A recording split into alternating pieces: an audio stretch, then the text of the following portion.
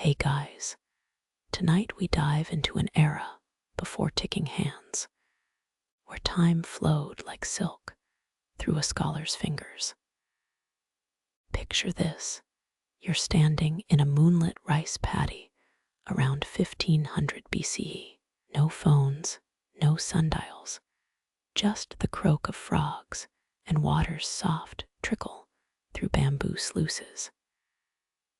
Your survival hinges on reading stars reflected in irrigation ditches, and honestly, you'd last about 2 hours before misreading Orion as a dinner bell. So, before you get comfortable, take a moment to like the video and subscribe. But only if you genuinely enjoy what I do here. Drop a comment with your location and local time. We've got viewers from Changsha to Chicago tonight. Now, dim the lights, maybe turn on a fan for that soft background hum, and let's ease into tonight's journey together. Your calloused hands skim the water's surface, a living clock older than writing itself. Farmers along the Yellow River timed planting seasons by observing tadpoles swarming in spring ponds. One chunky bullfrog's croak meant monsoons were coming. 3 signaled emergency flood prep. Imagine trusting amphibian gossip over your smartphone's weather app. But hey, it beat drowning in your sleep. Here's the kicker: Tang Dynasty elites didn't just wing it with wildlife. Archaeologists found cracked tortoise shells marked with tally lines, possible lunar cycle records from 13 centuries BCE. But some dude definitely scribbled, "Fu Hao owes me 5 rice cakes" on the side. History's first passive-aggressive post-it note. You shuffle through a shadowed courtyard where astronomers track the Gu Chen constellation. Their bamboo rods clack against star charts, plotting how the celestial dog's tail dips toward dawn. Miss the alignment, tomorrow's harvest ritual gets botched, and you're stuck explaining to the emperor why his ancestors are cranky. Water becomes your co-conspirator after dark. Villagers hollow out gourds, let droplets perforate the base over precisely 700 heartbeats. A night gourd empties by first light if you ignore the neighbor's kid sneaking sips to prank the village elder. Historians found these in Jiangxi province, crude but functional predecessor to Clepsydras. Now, the elephant in the rice paddy. How did anyone sleep without alarms? Enter the rooster's shadier cousin, the Chinese striped cricket. Breeders curated colonies that chirped on schedule like living metronomes.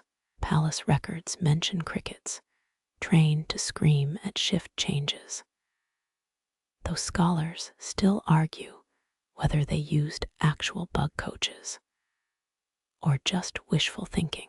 Your sandal squelches in riverbank mud as you inspect water clocks at daybreak. Early versions were just 2 bronze bowls, one floating inside another. The inner vessel's tiny hole sank gradually, marking hours as it drowned. Simple until Auntie Lee trips and dumps the Imperial timepiece into the lotus pond. Cue 40 servants sieving algae for 3 days. Stargazing gets complicated when clouds roll in. That's when the shadow puppeteers shine, literally. Oil lamps cast animal silhouettes onto marked curtains. A goat's horn touching the midnight line meant bedtime. Unless you're the overachiever who engineered glowworm paste for rainy nights. Sticky, slightly crunchy, but defiantly luminous. Dynastic gossip time. Court poets wrote odes to water clocks. Unhurried pulse. One particularly salty minister compared his rivals to leaky buckets. All noise. No measurable results. The emperor laughed, then demoted him to gourd calibration duty. Petty bureaucracy, always timeless. By now, you've noticed something: 0 standard units.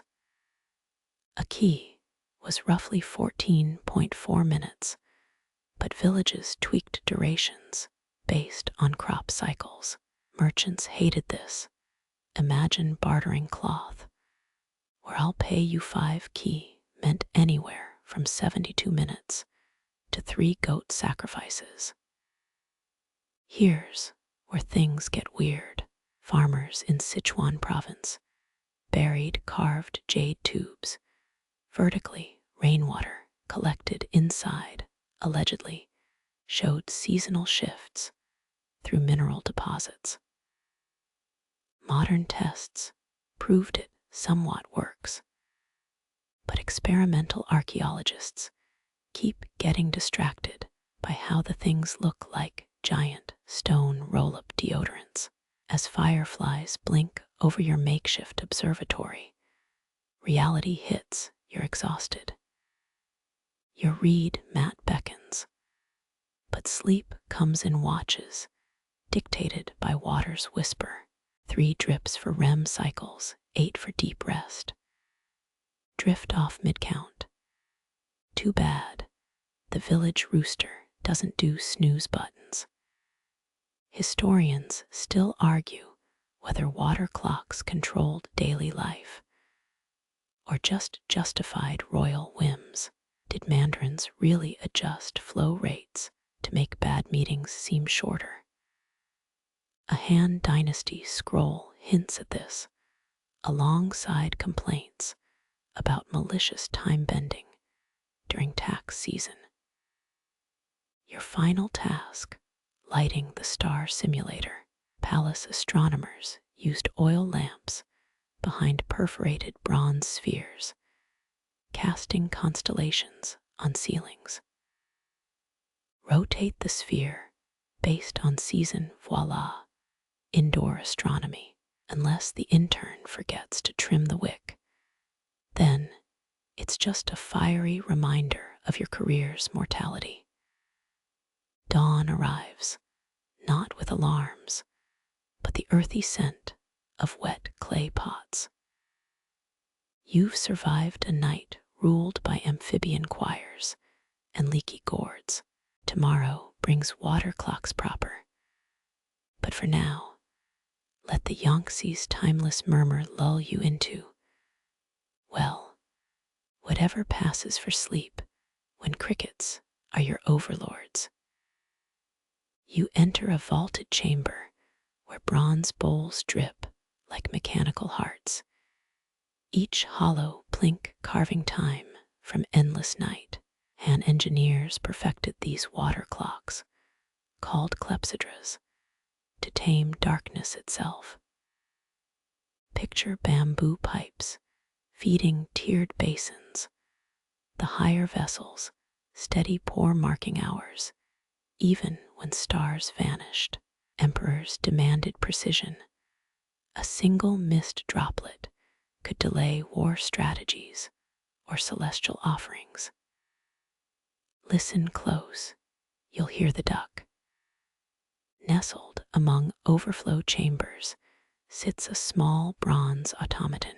Every full hour, water pressure lifts its beak, an audible quack echoing through palace halls.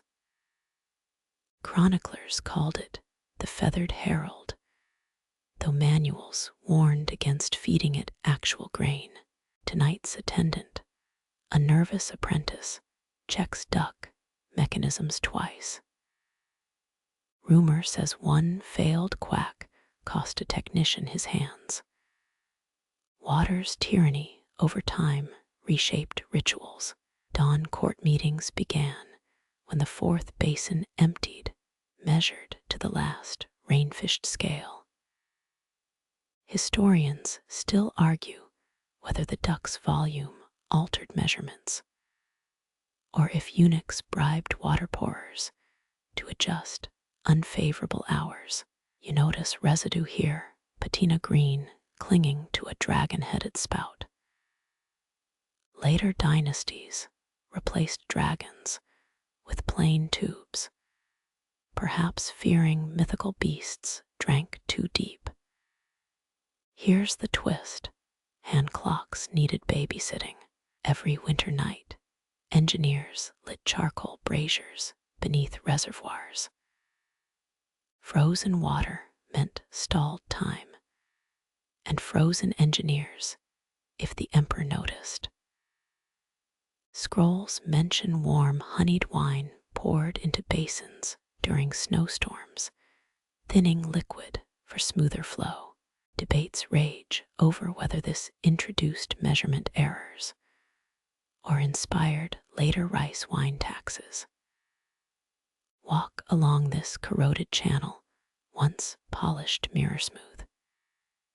Each groove's depth corresponds to seasonal water viscosity. Monsoon months required narrower channels. Conscripted mathematicians calculated angles using abacus beads. Touch the ledge, feel those ancient chisel marks. Workers sang ballads about drowning in drips, while carving 32 songs survive in fragmentary form.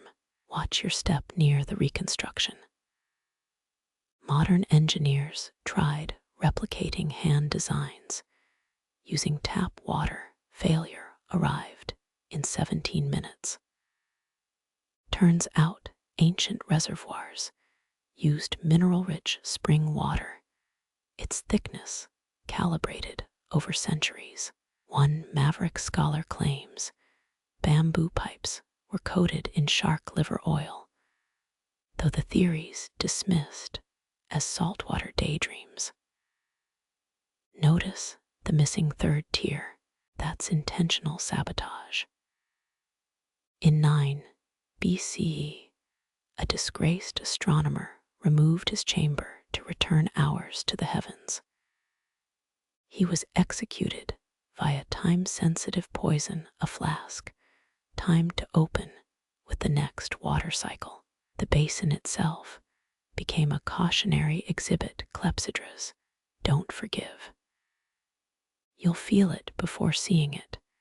The humidity clings like wet silk.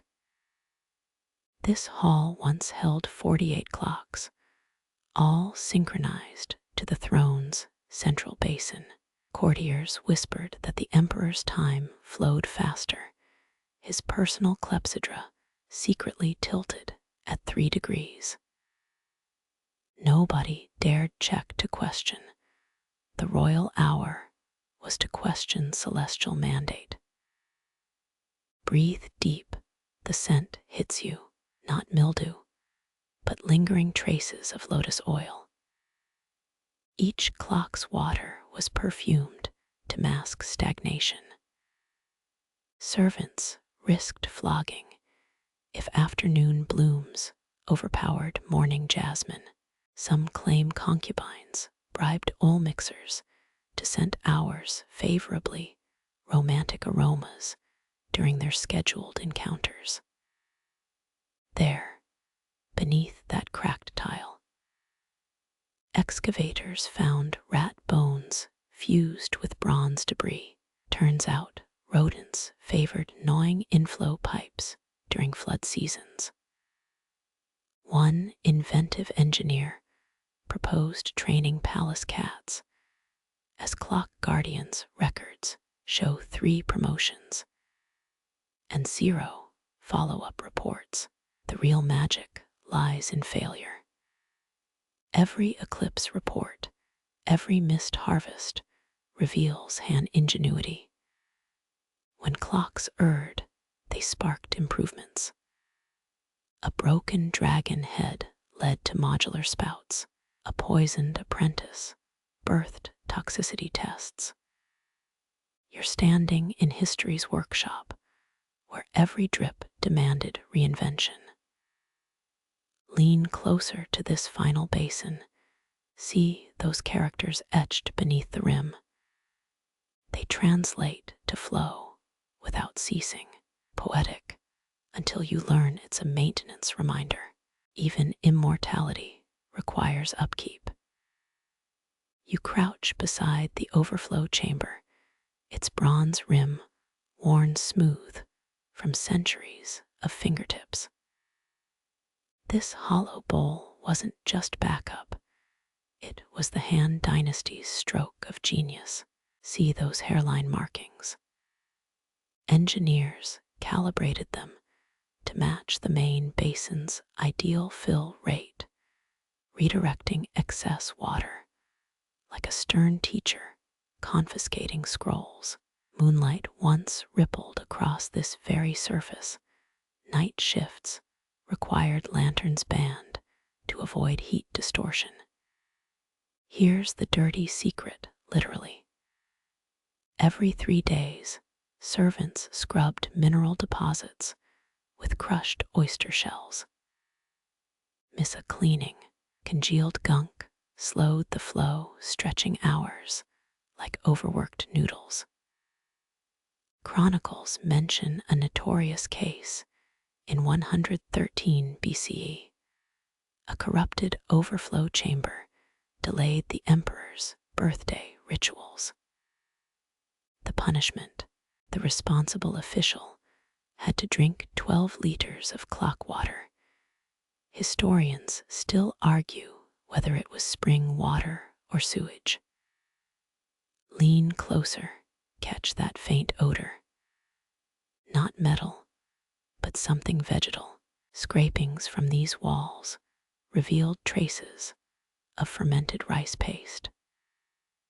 Turns out workers sealed joints with edible glue in case rats let's say, inspected the infrastructure. One cheeky repair manual suggests flavoring the adhesive with honey, distracting pests, while sweetening their final meal. Notice the asymmetrical legs. It's no accident. Each basin stand was deliberately uneven, compensating for seasonal floor expansion. Summer's humidity made wooden planks swell. Technicians adjusted tilt angles using bamboo shims. Modern engineers replicated this in climate-controlled labs, only to watch their clocks run 17% faster. Turns out, you can't simulate 2 millennia of warpage with a 3D printer. Touch the groove here, the one trailing off into darkness. This channel fed overflow water to palace gardens, an early recycling system. Eunuchs bet on which lotus would bloom first in this temporal irrigation. Losers had to compose poems about tardicarp. 12 such verses survive, each worse than the last. Listen, the drip pattern changes near this crack. Archaeologists found lead pellets embedded in similar defects. Theory goes, engineers dropped them into basins to test flow speed by sound. A high-pitched plink meant optimal viscosity. A dull thud signaled trouble. Bonus fact: the pellets were scavenged from Imperial sling shooters. Bulletins banned this during wars. Peer into the central reservoirs, shadowy throat. Workers lowered themselves on hemp ropes to clear obstructions, each dive timed by incense sticks.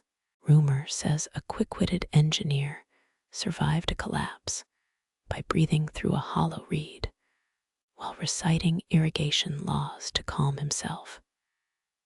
True, unlikely, but the story fueled operas for centuries. Spot the faint red stains beneath the spout. Not blood, but cinnabar residue. Alchemists insisted adding mercury's cousin ensured cosmic alignment. Never mind that it poisoned half the maintenance crew. 3 emperors mandated its use regardless. Some argue it was deliberate population control. Others cite scrolls, praising cinnabar's dragon-like shimmer. Here, where things got weird. A 1st century manual describes testing water clocks with live eels. Their wriggling supposedly revealed flow inconsistencies. Records show 40 eels ordered for the Chang'an Palace in 23 CE, followed by a frantic request for non-slithering alternatives. Wipe your hand across this ledge. Feel the ghost of countless abacus beads. Accountants tallied each basin's drips against star positions. Discrepancies triggered midnight recalibrations. The math was so grueling, scribes sketched complaint doodles in margins. One surviving scroll shows a Clepsydra vomiting coins, ancient commentary on funding cuts. See that alcove? Workers hid umbrellas there, not for rain, but to shield reservoirs from rogue bird deposits. A particularly ambitious sparrow once clogged a key pipe, delaying the emperor's bath by 2 incorrect hours.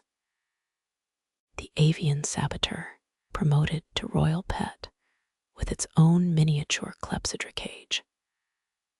The true marvel lies in failure. A cracked basin from 9 BCE shows 6 repair layers, each patch more inventive than the last. Leather strips, lacquered mulberry bark, even compressed tea leaves. Preservationists found tannin deposits, proving someone once used par as a stopgap sealant. It held for 11 days, longer than most modern glues. Breathe in the air's heavier here. This chamber stored backup water, flavored with pine needles. Officials believed it deterred algae. The side effect, court debates, took on a forest-fresh aroma. Empress Wangsheng, Yi reportedly ordered her speeches scheduled during resinous hours, claiming the scent amplified her authority. Notice the child's handprint fossilized in this corner clay. Apprentices, as young as 8, worked maintenance shifts, their small hands ideal for cleaning narrow pipes. Diaries mention a prized game, drip tag, where kids slapped water streams before they hit the basin. Losers had to drink a cup of sundial shadow tea, whatever that was. Duck beneath this low arch, careful with your head. Engineers designed it to force a respectful bow-oar to save construction costs. Replica builders in the 1970s argued for weeks about which motive mattered. The lead architect finally snapped. Does it matter? Just make tourists stoop. The final twist waits in this alcove. That discolored brick. It's not oxidation, it's ink. A maintenance chief scratched his resignation here in 42 CE. The drips have won. His superior added a postscript approved, with a 15% water ration reduction. History shows neither man worked with clocks again, though both got promoted to tax collection. You trace the resignation's faded ink, your finger catching on the brick's pitted surface. This is where water met philosophy, where dripping hours fused with the five elements, eternal dance. Wood, fire, earth, metal, water each had their role in the celestial machinery. Engineers didn't just measure time, they bottled the universe's breath. Step closer to the central basin. See those zodiac creatures coiled around its rim. Dragons for power, turtles for longevity, phoenixes for renewal. Each beast corresponded to an element, their mouths spouting water into assigned chambers. Officials timed sacrifices based on which animal's stream flowed strongest. A drought meant appeasing the dragon. A flood required phoenix ash offerings. Here's the mainstream twist. You're staring at China's first attempt at unified time zones.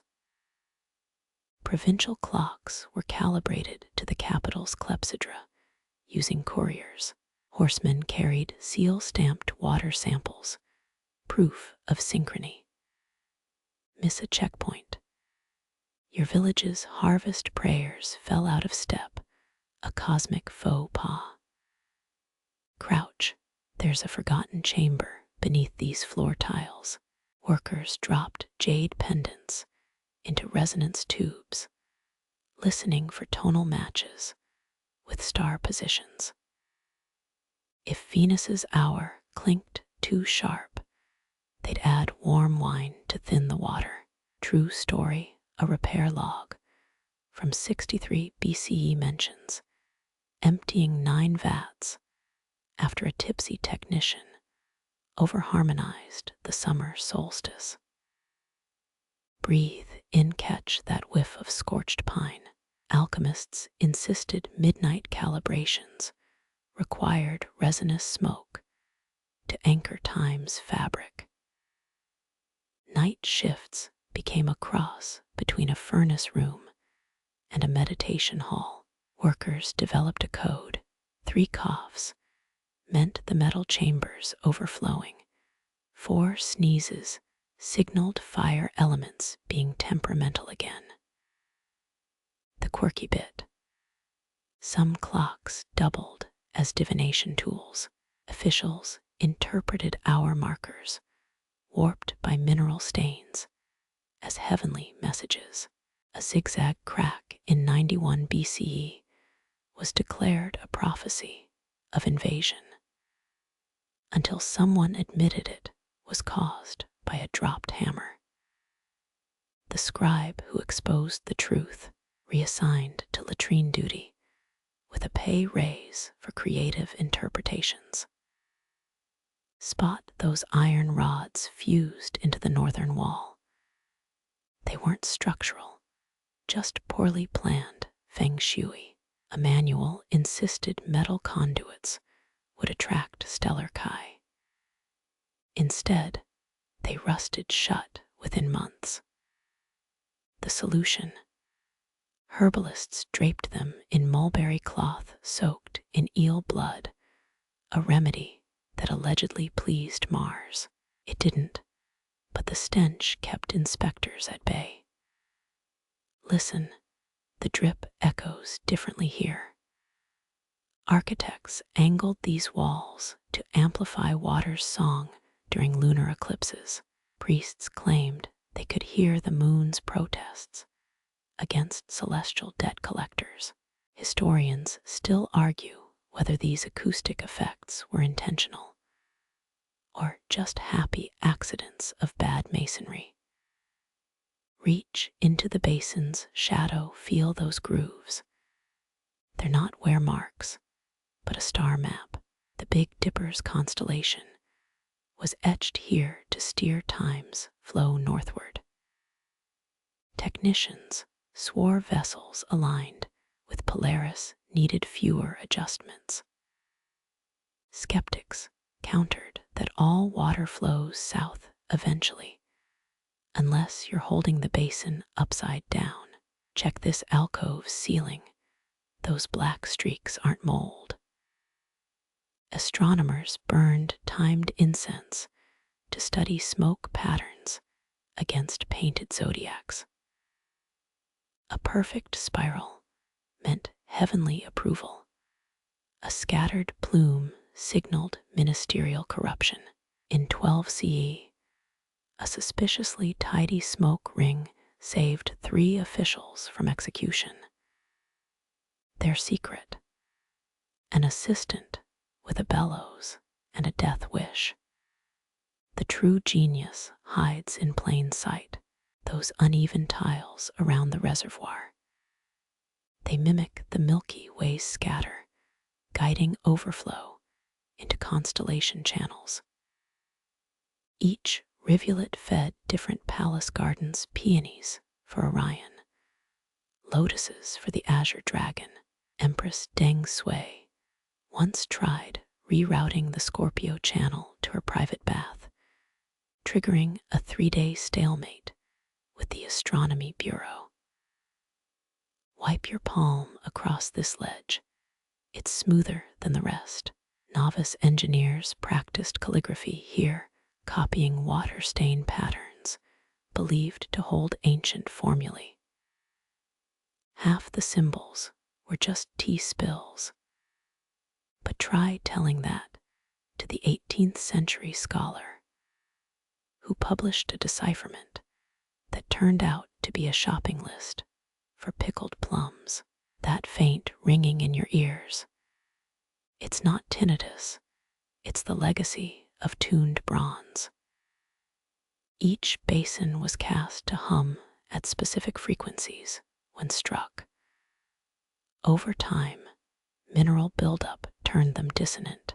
The Tang Dynasty's solution: employ deaf tuners, their hands sensitive to vibrations, invisible to hearing craftsmen. Don't overlook the drainage grates. Their sunflower patterns weren't decorative. They calculated seasonal water density. Petal gaps widened in summer, narrowed in winter, to account for temperature's effect on flow. Modern tests proved them 70% accurate. Not bad for 2,000-year-old flower math. The kicker: this entire system almost collapsed from an unexpected threat: fish. A concubine released golden carps into the main reservoir for good fortune. Their nibbling at floating markers caused a 4-hour time discrepancy. The fix: a net woven from unplayed zither strings, because silk was too earthly for heavenly machinery. You step back, the chambers chill, clinging to your skin like spilled mercury. Timekeeping wasn't a science here. It was a negotiated truce between water, metal, and human ambition. Every drip carried the weight of dynasties. Every basin crack whispered of star-charted hubris. The clocks didn't just mark hours. They dared to trap eternity in copper and moonlight. The air thickens with jasmine as you cross into the temple's shadow. Waters murmur, replaced by the hiss of smoldering agar wood. Here, incense isn't just prayer fuel, it's the accountant of hours. Monks unwind spiral coils as thick as your arm, each loop painstakingly loaded with powdered sandalwood and ground oyster shells. Light one end at dawn watch. The ember crawl downward like a hungry glowworm, marking the day's progression.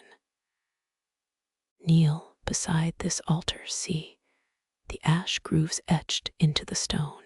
Farmers rubbed charcoal here to track burn rates, their calloused fingers counting residue lines like tree rings. 6 grooves meant a full market day. 12 signaled midnight devotions. Drop a sunflower seed into the current trough. It's not ritual, just breakfast. Now, the mainstream reveal, Tang Dynasty, exam halls timed essays using these same incense strands. Burnout meant your brush got confiscated mid-character. 365 students in 1184 CE lost their chance because a batch of Sichuan peppercorn-infused coils burned 30% faster. The examiner's verdict: if you can't outright fire, you don't deserve the Mandarin hat. Sniff the metallic tang cutting through floral sweetness. That's not your sinus acting up. They spiked temple incense with powdered iron.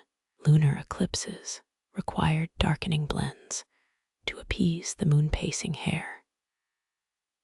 Records claim monks once added magnetic sand to reverse a partial eclipse, until compasses in the next town spun wild for a week.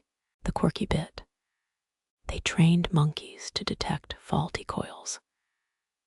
Primates perched in rafters, sniffing for uneven burn rates. A sneeze meant bad compaction. A screech signaled resin impurities. One enterprising macaque named Master Flicker earned his weight in lychees by catching 11 defective batches in a single month. His statue still gathers dust in a Hangzhou alley shrine, paws polished shiny by superstitious watchmakers. Notice those half-melted bronze crickets near the incense troughs. Priests wound them up as backup alarms. If the ash line missed its mark, the insect's chirp would shame drowsy novices. By the Ming era, they'd upgraded to firecracker-loaded grasshoppers that launched skyward with a shriek. Safety standards weren't a priority. 3 temple roofs burned down before they retired. The dragon locust model. Run your thumb over this rain gutter. Its zigzag pattern isn't drainage. It's an incense cheat sheet. Each kink represents a festival day when blends required extra deer musk. Skip a twist during the Kingaming festival. Your ancestors got a weaker smoke signal, basically ghostly junk mail. Flip open this manual's crumbling page. See the smudged fingerprints. That's 13th century shift workers tallying midnight rotations. They inked their nails with lime paste, pressing codes into margins. A thumbprint meant checked reservoir levels. A pinky smudge signaled incense too damp. Historians still argue whether ash patterns were divine messages or just poor ventilation.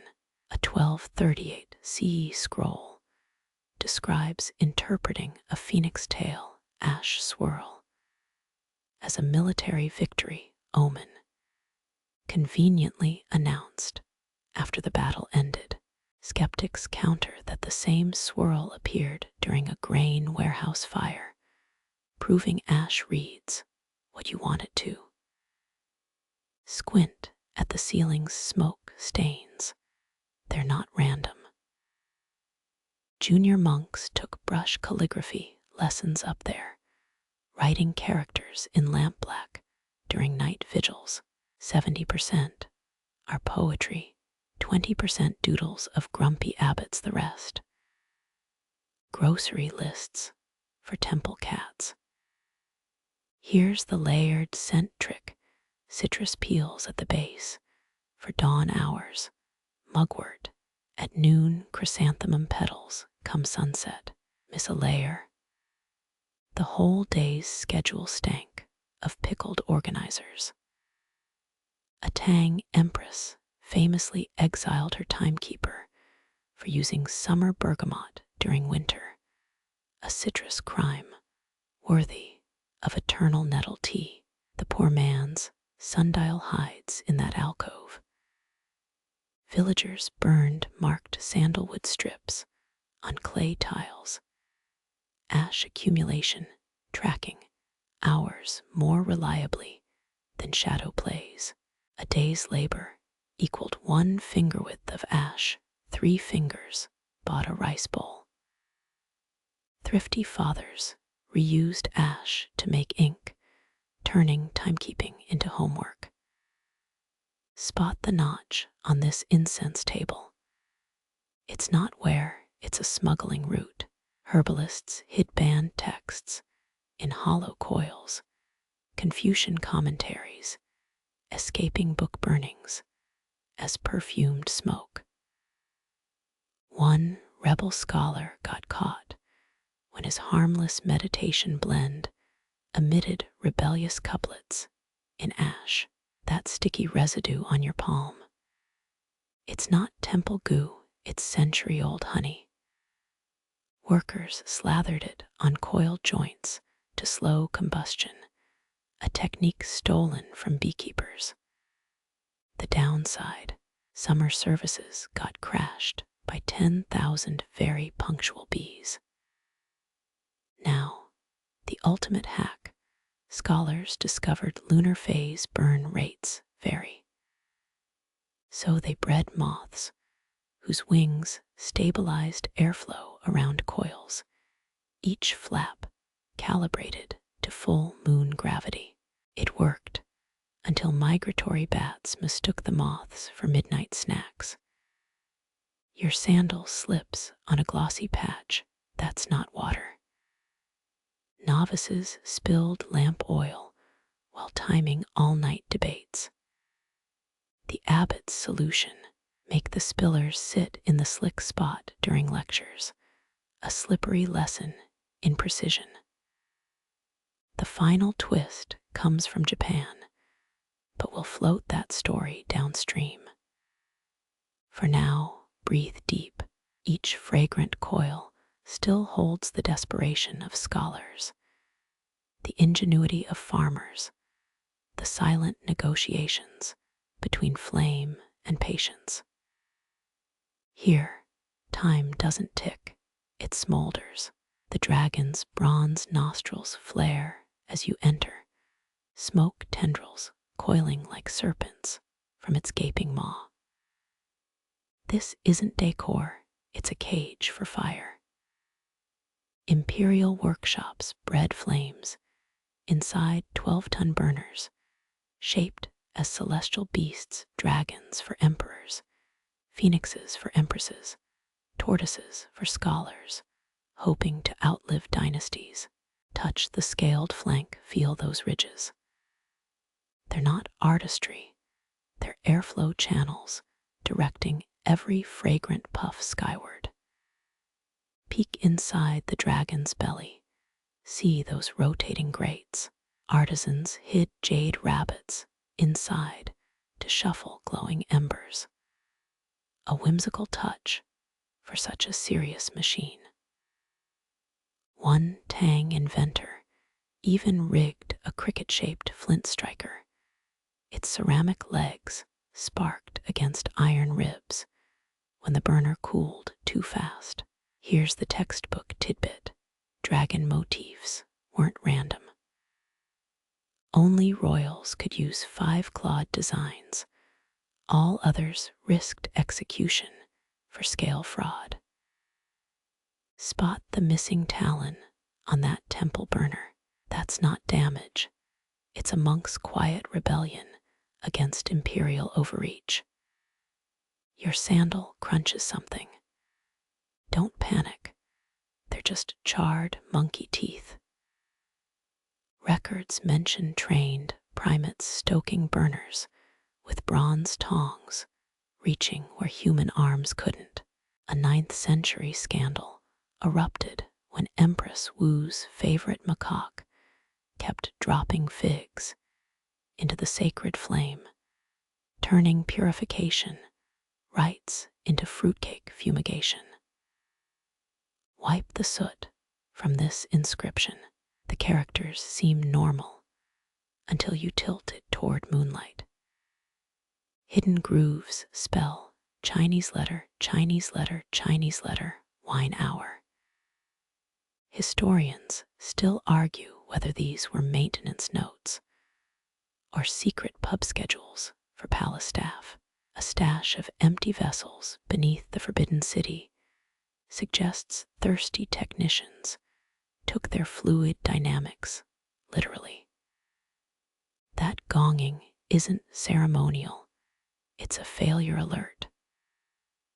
Workers rigged bronze, frogs atop burners, their hollow mouths amplifying the hiss of clogged vents. Miss the warning. Next came a cascade of boiling mercury through overflow pipes, a toxic last resort to douse runaway flames. Over here, the cosmic code everyone ignores. Artisans etched star maps into ash pans, constellations only visible after sweeping spent powder. Some claim they're maintenance guides, others see eclipse predictions. But that squiggle in Ursa Major, probably an apprentice's doodle of his lunch. Crouch low, smell the loamy musk beneath the smoke. They lined burner bases with wet clay, not for insulation, but to breed glowworms. Their bioluminescence acted as a backup timer. 99 bugs meant midnight. Sadly, no one told the kitchen staff. A disaster involving soup and misguided ingredient raids. Squint at the dragon's eyes. Those gemstones are hollow, filled with quicklime and vinegar.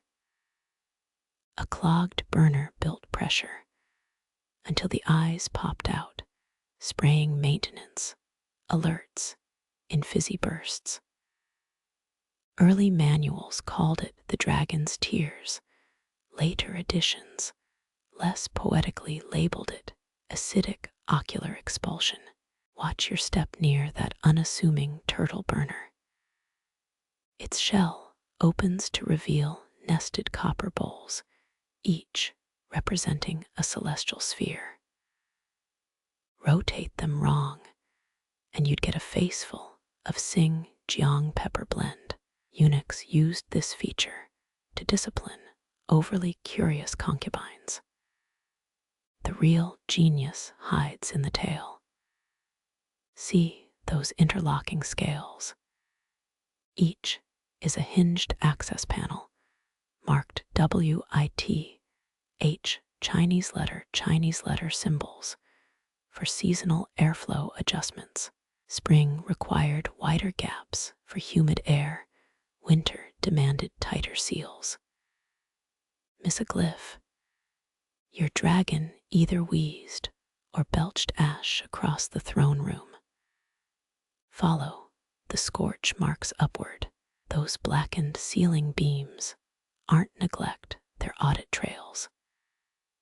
Technicians judged burner efficiency by how evenly smoke kissed the rafters. Leaning patterns could topple careers. One song engineer got demoted to lantern duty for a southward drift during ancestral rites. Dig through this debris pile, find the broken crane figurine. Its hollow neck once held a beeswax plug that melted at specific temperatures, triggering a melody from bamboo pipes hidden in its wings. Beautiful until summer heat turned courtyards into demented music boxes. That algae-stained trough isn't part of the display. It's the reason dragons never drank alone. Each noon, Attendants poured 9 cups of rice wine into the basin below, steam carrying the scent into burner chambers. The theory: appeased spirits kept flames steady. The result: tipsy technicians napping against toasty bronze bellies. The ultimate twist lies in the cracks. X-rays reveal some burners contain time capsules, scroll scraps, and coins, sealed within by superstitious casters. One artifact held a single sesame seed, labeled Hour One, a poetic start to an emperor's eternal reign. Reach the exit, but pause at the owl-shaped sconce. Its talon clasps a clay tablet, warning: Chinese letter, Chinese letter, Chinese letter, Chinese letter. Avoid the midnight hour. Maybe it's about maintenance shifts. Or maybe centuries later, the dragons still hunt when the palace sleeps. The owl's warning hangs in the air as you round a corner, your sandal slipping on a damp mosaic of moss and cracked jade.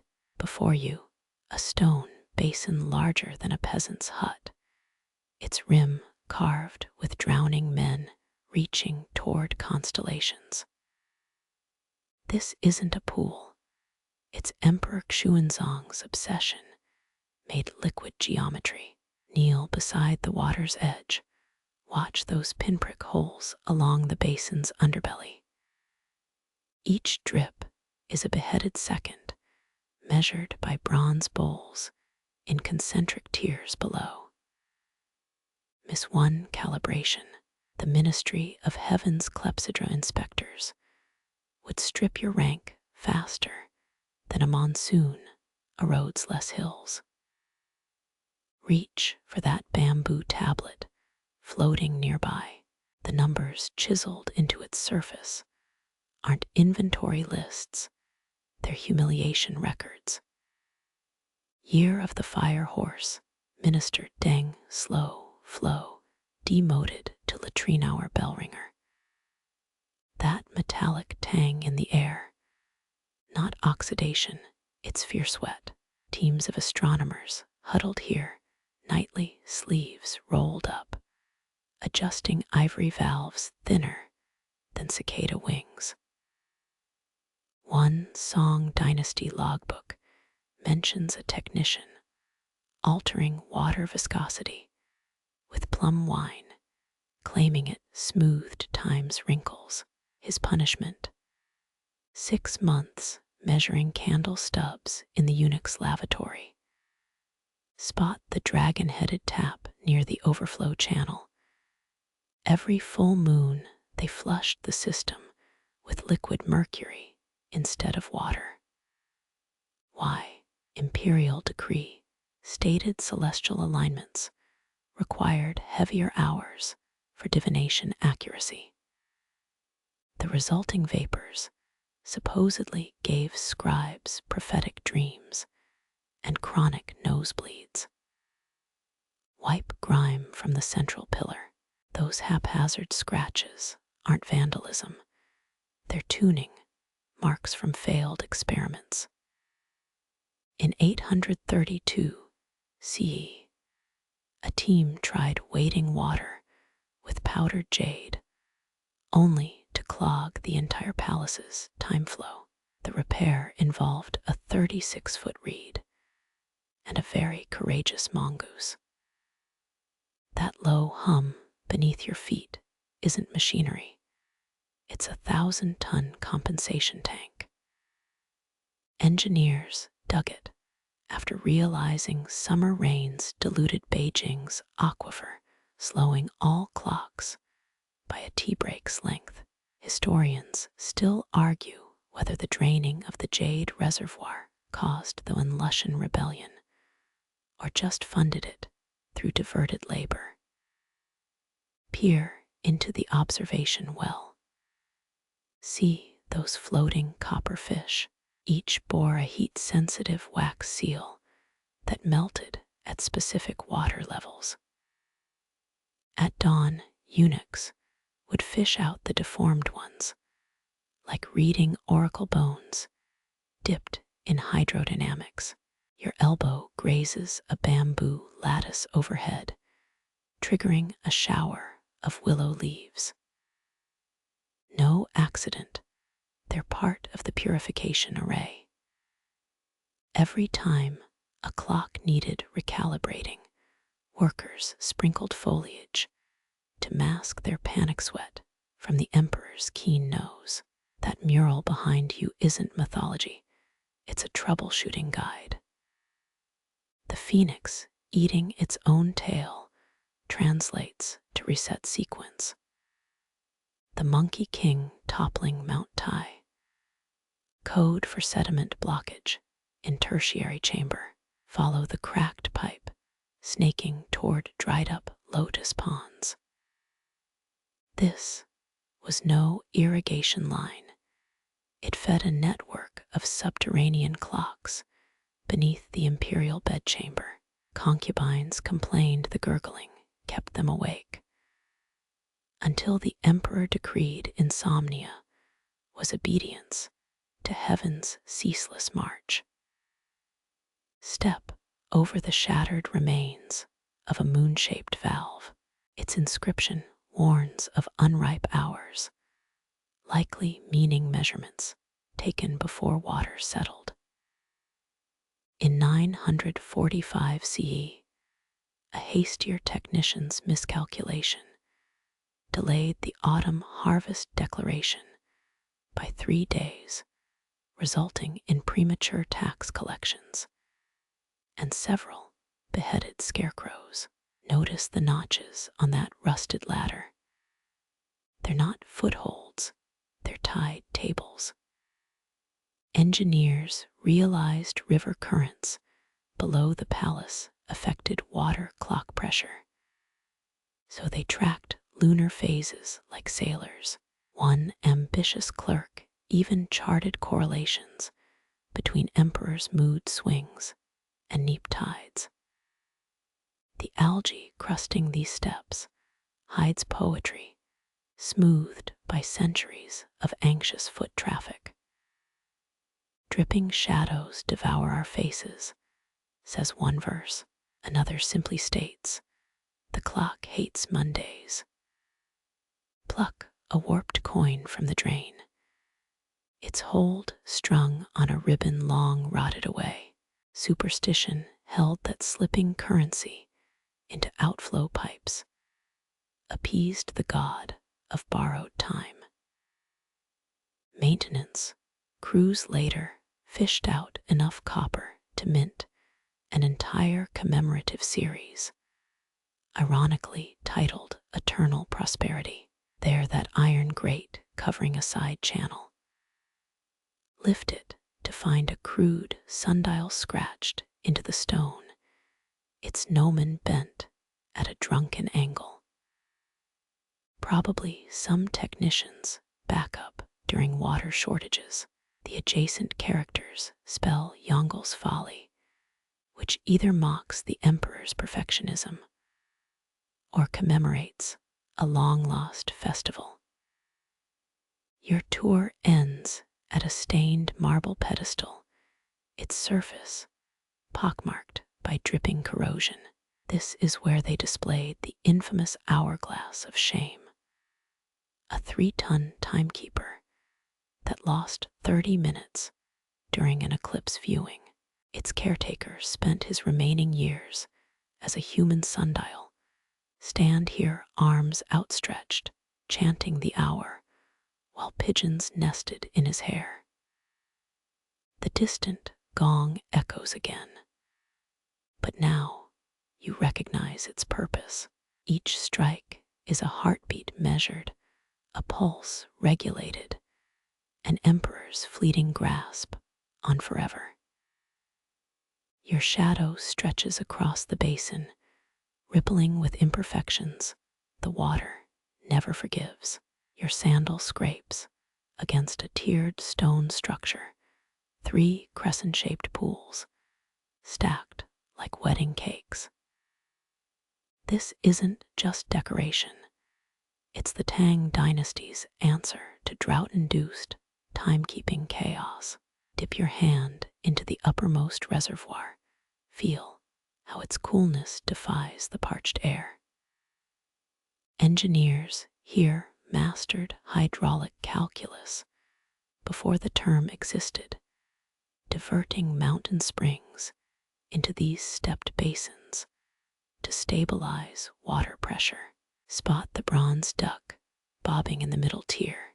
Its hinged beak snaps shut every hour, releasing a pellet into a waiting bowl.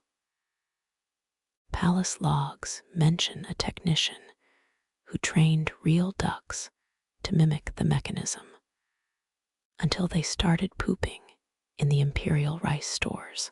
The scroll noting their retirement still smells faintly of poultry rage. Follow the hidden channel feeding the lowest pool. It connects to an underground cistern pressurized by 50-ton sandstone weights, a radical 9th century innovation. Workers once lowered the counterbalance using oxen teams until Emperor Daizong realized the bellowing disrupted tea-time divinations. Historians still argue whether this system inspired Mongolian pulley systems or just shared a knack for over-engineered solutions. Crouch to examine the duck's undercarriage.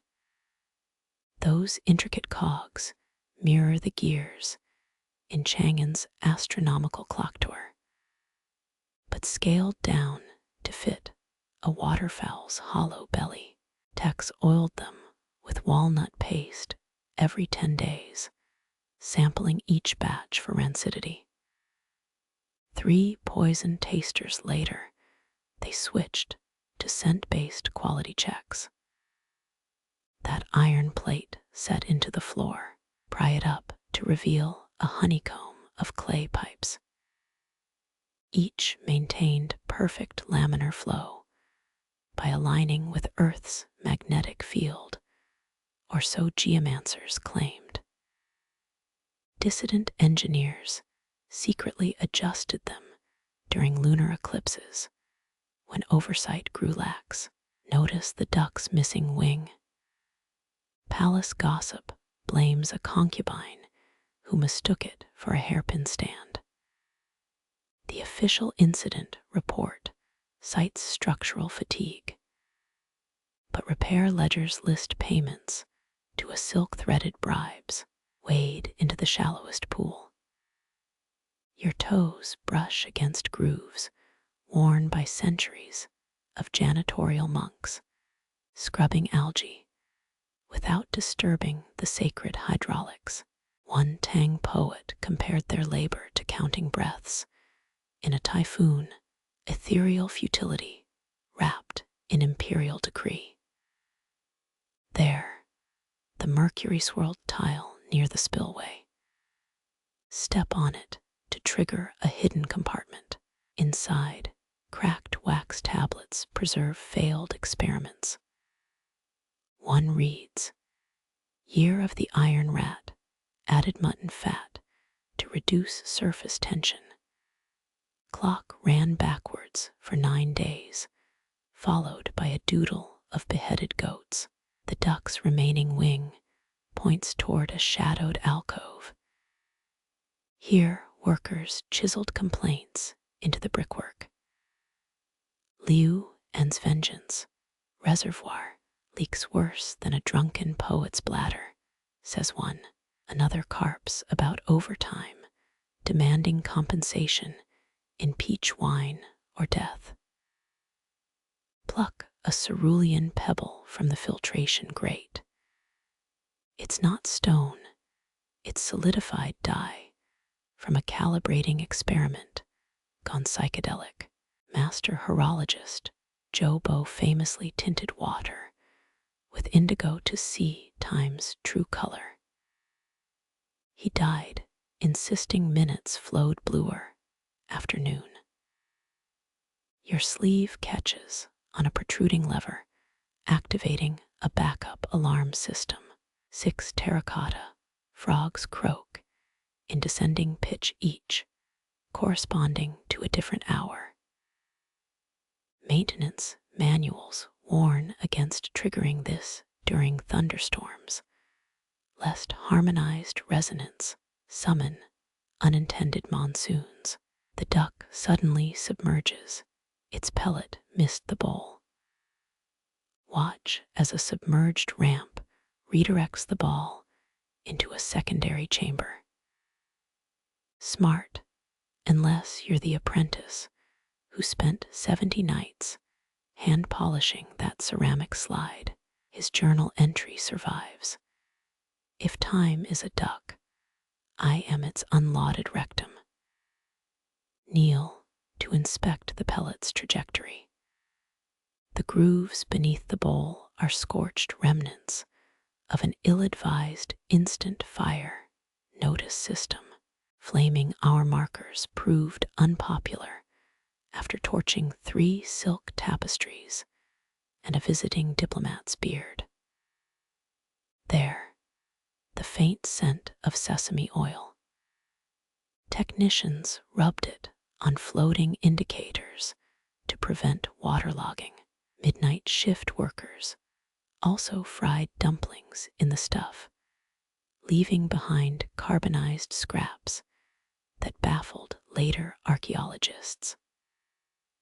The final reservoir drains into a channel marked forbidden to mortals and dragonflies. Follow it to a mossy courtyard where a replica duck orbits a rusted pedestal. This training model was reserved for Imperial heirs, who famously treated it as a toy.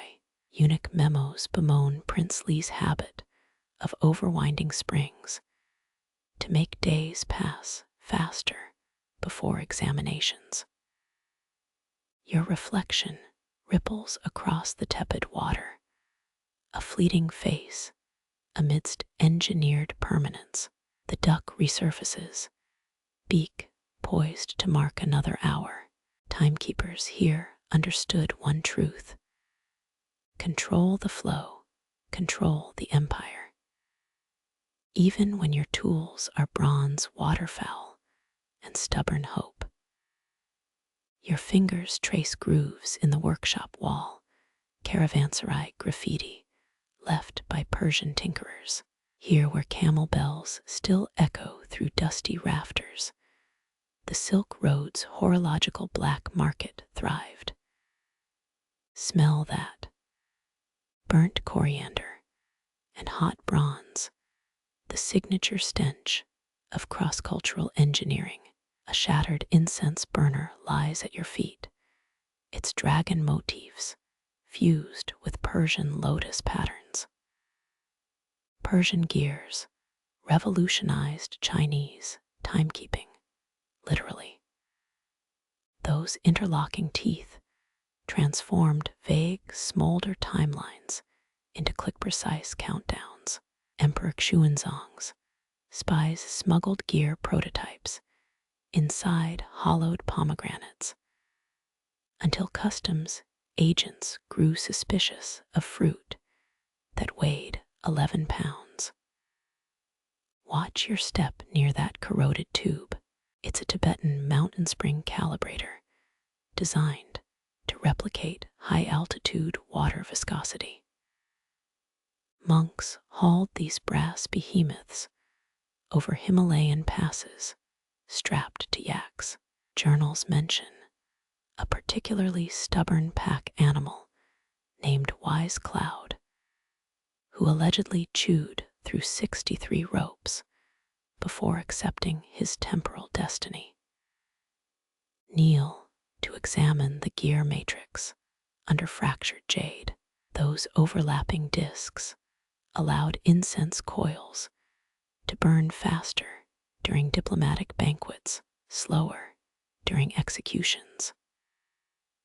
Clever, until a concubine's perfumed handkerchief jammed the mechanism mid-regicide. The resulting chaos birthed China's first timed assassination disclaimer: void if interrupted by deities or textiles. There, the faint groove along the northern wall. Drag your nail across it to release hidden blueprints. Unfurl the foxskin scroll inside. It diagrams a water clock camel saddle, traders' allegedly timed journeys via hump-mounted reservoirs, though historians still argue whether these were functional devices or just fancy canteens. Pluck a warped gear from the ash pile. Its rust smells oddly sweet. Tibetans soaked components in honeyed vinegar to prevent corrosion. The method worked unless bears raided storage tents. One monastery's records bemoan losing 3 springs, 2 monks, and one very tipsy black bear to horological honey heists. The cracked workbench still bears knife scratches, smuggler slang decoding gear ratios. 7 teeth mean bribes, 11 teeth mean war, reads one gouge. Another warns, beware Greeks bearing oblong gears. Scholars recently realized these were actually laundry lists for noodle portions, timekeepings, inside jokes lost to millennia. Notice the charred ceiling beams. Experiment logs blame Tibetan sky calibration attempts, suspending water clocks from hot air lanterns. The project ended when a fire rafters included Imperial astronomers who hated heights. Their final report concluded, time falls faster than men, though not as loudly. That discolored patch on the floor marks where Persian envoys demonstrated adjustable alarm bells. Their party trick, making bells ring using steam instead of hammers. Courtiers adored it until scalding eunuchs began unionizing. The original steam engine patent lost to a spilled cup of fermented mare's milk. Crouch to peer into the harmony vent, a tube connecting Persian and Tibetan workrooms. Whisper into it. Hear how the baked clay warps your voice. Apprentices use this to spread rumors.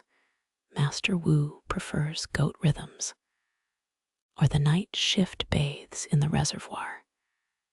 There, the half-melted incense stick cemented to the wall. It's a failed attempt at waterproof temple timers, beeswax, and sheep fat encasing sandalwood. The recipe failed spectacularly during summer monsoons, attracting river eels that mistook it for ceremonial sushi. Your sleeve snags on a camel hair brush, still glued to its inkstone. Read the faded label. For official gear, doodads only. Inventory lists reveal artisans, your thumb brushes crumbling parchment, stuck to the workbench. The final inventory list, iron bellsmiths, guild recipes for night metal alloys, heads the page. Breathe in, that's the scent of industrial secrecy fused with roasted soybeans. Artisans here once ate meals at their forges, scorching dumplings on molten bronze. Dust reveals a footprint in the corner, an apprentice's bare heel from 9 centuries past. Guild rules demanded shoeless work. Bare feet detected minute vibrations in cooling metal. A split-second tremor meant flawed bells. Drop to your knees, press your palm where the kiln once roared. The floor still hums with ghostly reverberations, like standing on a frozen gong. There, the faded mural behind the coal chute, swirling symbols depict their sacred alloy formula. 2 parts iron ore from Mount Tai, 1 part nitzel starch. Historians confirm the starch prevented rust, but still gag at the sourcing methods. Tonight's unsolved mystery. Did they mean actual human waste or poetic license for mushroom compost? Your nail catches on a hidden compartment in the mortar. Inside, a corroded scroll titled 3,000 Hours of Silence. Every apprentice memorized corrosion tests lasting 125 days. The final exam, floating a bell in vinegar while reciting Confucian odes. Succeed, and your bell rang clear. Fail, it dissolved before dawn, along with your career. Notice those odd notches on the ceiling beams. Each marks a master's death. When a senior smith passed, workers chipped the wood, then embedded metal shavings from their final creation. Tap 1. The tinny ring mirrors Qin Dynasty temple bells heard by peasants planting rice. There, the rusted cage bolted to the far wall. Scrolls mention live calibration, apprentices staring at caged crickets for hours. Guild lore claims metal cooled differently when observed by living creatures. One report lists 17 failed batches blamed on a lethargic toad. Modern engineers chuckle until their lab tests wobble under supervised conditions. Kneel beside the petrified leather apron. Its stains outline a handprint clutching a crucible.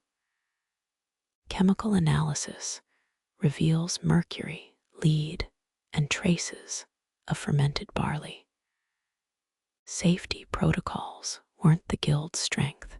Worker contracts included a macabre clause. Families received 2 silver liang per melted eyeball. The shattered bell mold underfoot tells a cautionary tale. Its spiral grooves perfectly match Empress Wu Zetian's hairpin designs, a frontier forbidden to smiths. When she discovered copies, the punishment was ingenious. Offending artisans had to cast bells using only their left hands, forging ambidextrous skills through sheer terror. There, the charcoal scribbles along the western wall, smudged poetry alternates with alloy ratios, a stressed apprentice's doodles. One couplet resonates. Water clocks count what the heart loses, fire refines what the soul can't carry. Historians still argue whether this is philosophy or sleep-deprived rambling. Brush ash from the mercy bucket near the door. Failed apprentices deposited 1 fingernail here monthly, tracking their progress through keratin sacrifices. The original bucket, vanished rumor, says a Ming Dynasty manicurist turned it into a jewelry box. Your shadow falls across the guild's oath etched into lead tiles. I shall not sell trade or rhyme the ratios. The rhyming ban perplexed scholars for centuries, until a 1993 discovery exposed apprentice mnemonic songs that leaked formulas. Sample lyric, tin and jade make bells degrade, but add some dust from grandma's grave. That depression in the floor isn't accidental. It's a resonance testing pit. Smiths buried newly cast bells, listening underground for imperfections. The best produced a double hum, audible vibrations through soil and bone. Dig your fingers into the soil, tiny bronze fragments still prick your skin like metallic nettles. The guild's darkest secret hides in plain sight, mouse holes carved near the roof, copper-lined tunnels allowed rodents to scamper across cooling bells, their paws testing surface consistency. Masters argued heatedly. Did paw prints improve tonal quality, or merely excuse sloppy polishing? Records show 43 mice received funerary rites, their tiny coffins inscribed with tonal notations. There, the cracked anvil shimmering with crystalline residue. Night metal's final ingredient was moonlit dew collected during lunar eclipses. Workers timed harvests using water clocks, storing droplets in turtle shell flasks. Modern metallurgists recreated the alloy, but forgot one variable. Turns out, 3rd century, Beijing moonlight hits different. As you exit, the draft sings through corroded pipes. It's playing farewell to spring, the guild's traditional closing hymn. Each note echoes the precise pitch of a bell that hasn't rung since Tang Dynasty shipwrecks silenced the master smiths. The iron song lingers like a forgotten password to a vault of frozen hours. Moonlit smoke stings your eyes as village gates creak shut, the mercy bucket's legacy replaced by smoldering coils. Your sandal grinds into census ash from 1,000 midnights. 13 elder councils once gathered here, each household's fate balanced on incense's dying embers. Breathe in sandalwood and panic. The Tang Dynasty mandated midnight counts to catch tax evaders. Nobody bribed a water clock. But the real power smoked in those dragon-shaped sensors. Miss an interval, and great-grandfather's ghost might have cursed your barley harvest. Kneel beside the patrol ledger, its pages warped by nocturnal dew. Chen family, 7 souls, 1 pregnant goat, 37 stored turnips.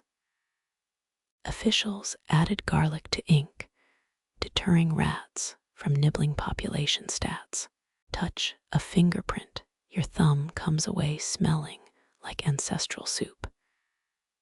There, the sin sticks piled near the brazier. Miss your fumigation window. You owed 3 copper coins per unmeasured hour. Peasants whispered of clerks doctoring ash, extending nights to pad their purses. One lawsuit alleged a magistrate timed counts with half-starved crickets, their jumps shaking ash loose prematurely. Your heel cracks a ceramic fragment, part of a zodiac timekeeper shaped like a vomiting dog. Historians confirmed its purpose. Vomit hole aligned with the hour markers. Less confirmed why dynastic artisans defaulted to regurgitating animals for design motifs. Cold seeps through your knees, the counting floors still frosted, even in summer. Workers buried winter ice beneath the tiles, cooling scribes' tempers during heated audits. Dig a fingernail into mortar, you'll find fish bladder glue, rat-proof but not child-proof. 3 notches mar the census master stool. one for each accountant executed after the Great Ash Shortage of 812 CE.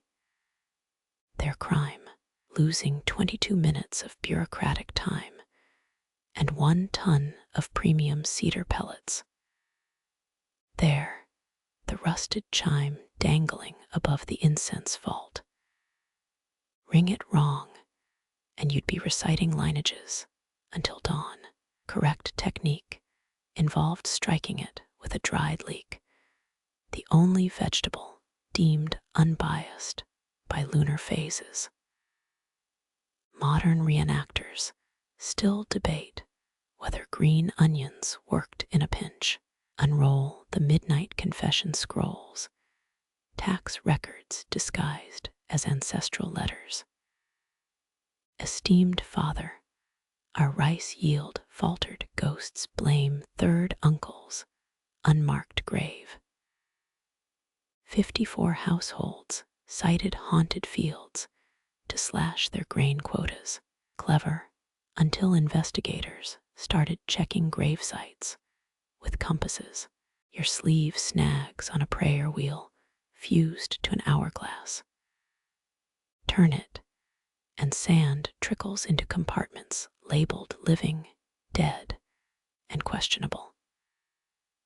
Census law required labeling infants as half-entities until their first moon festival.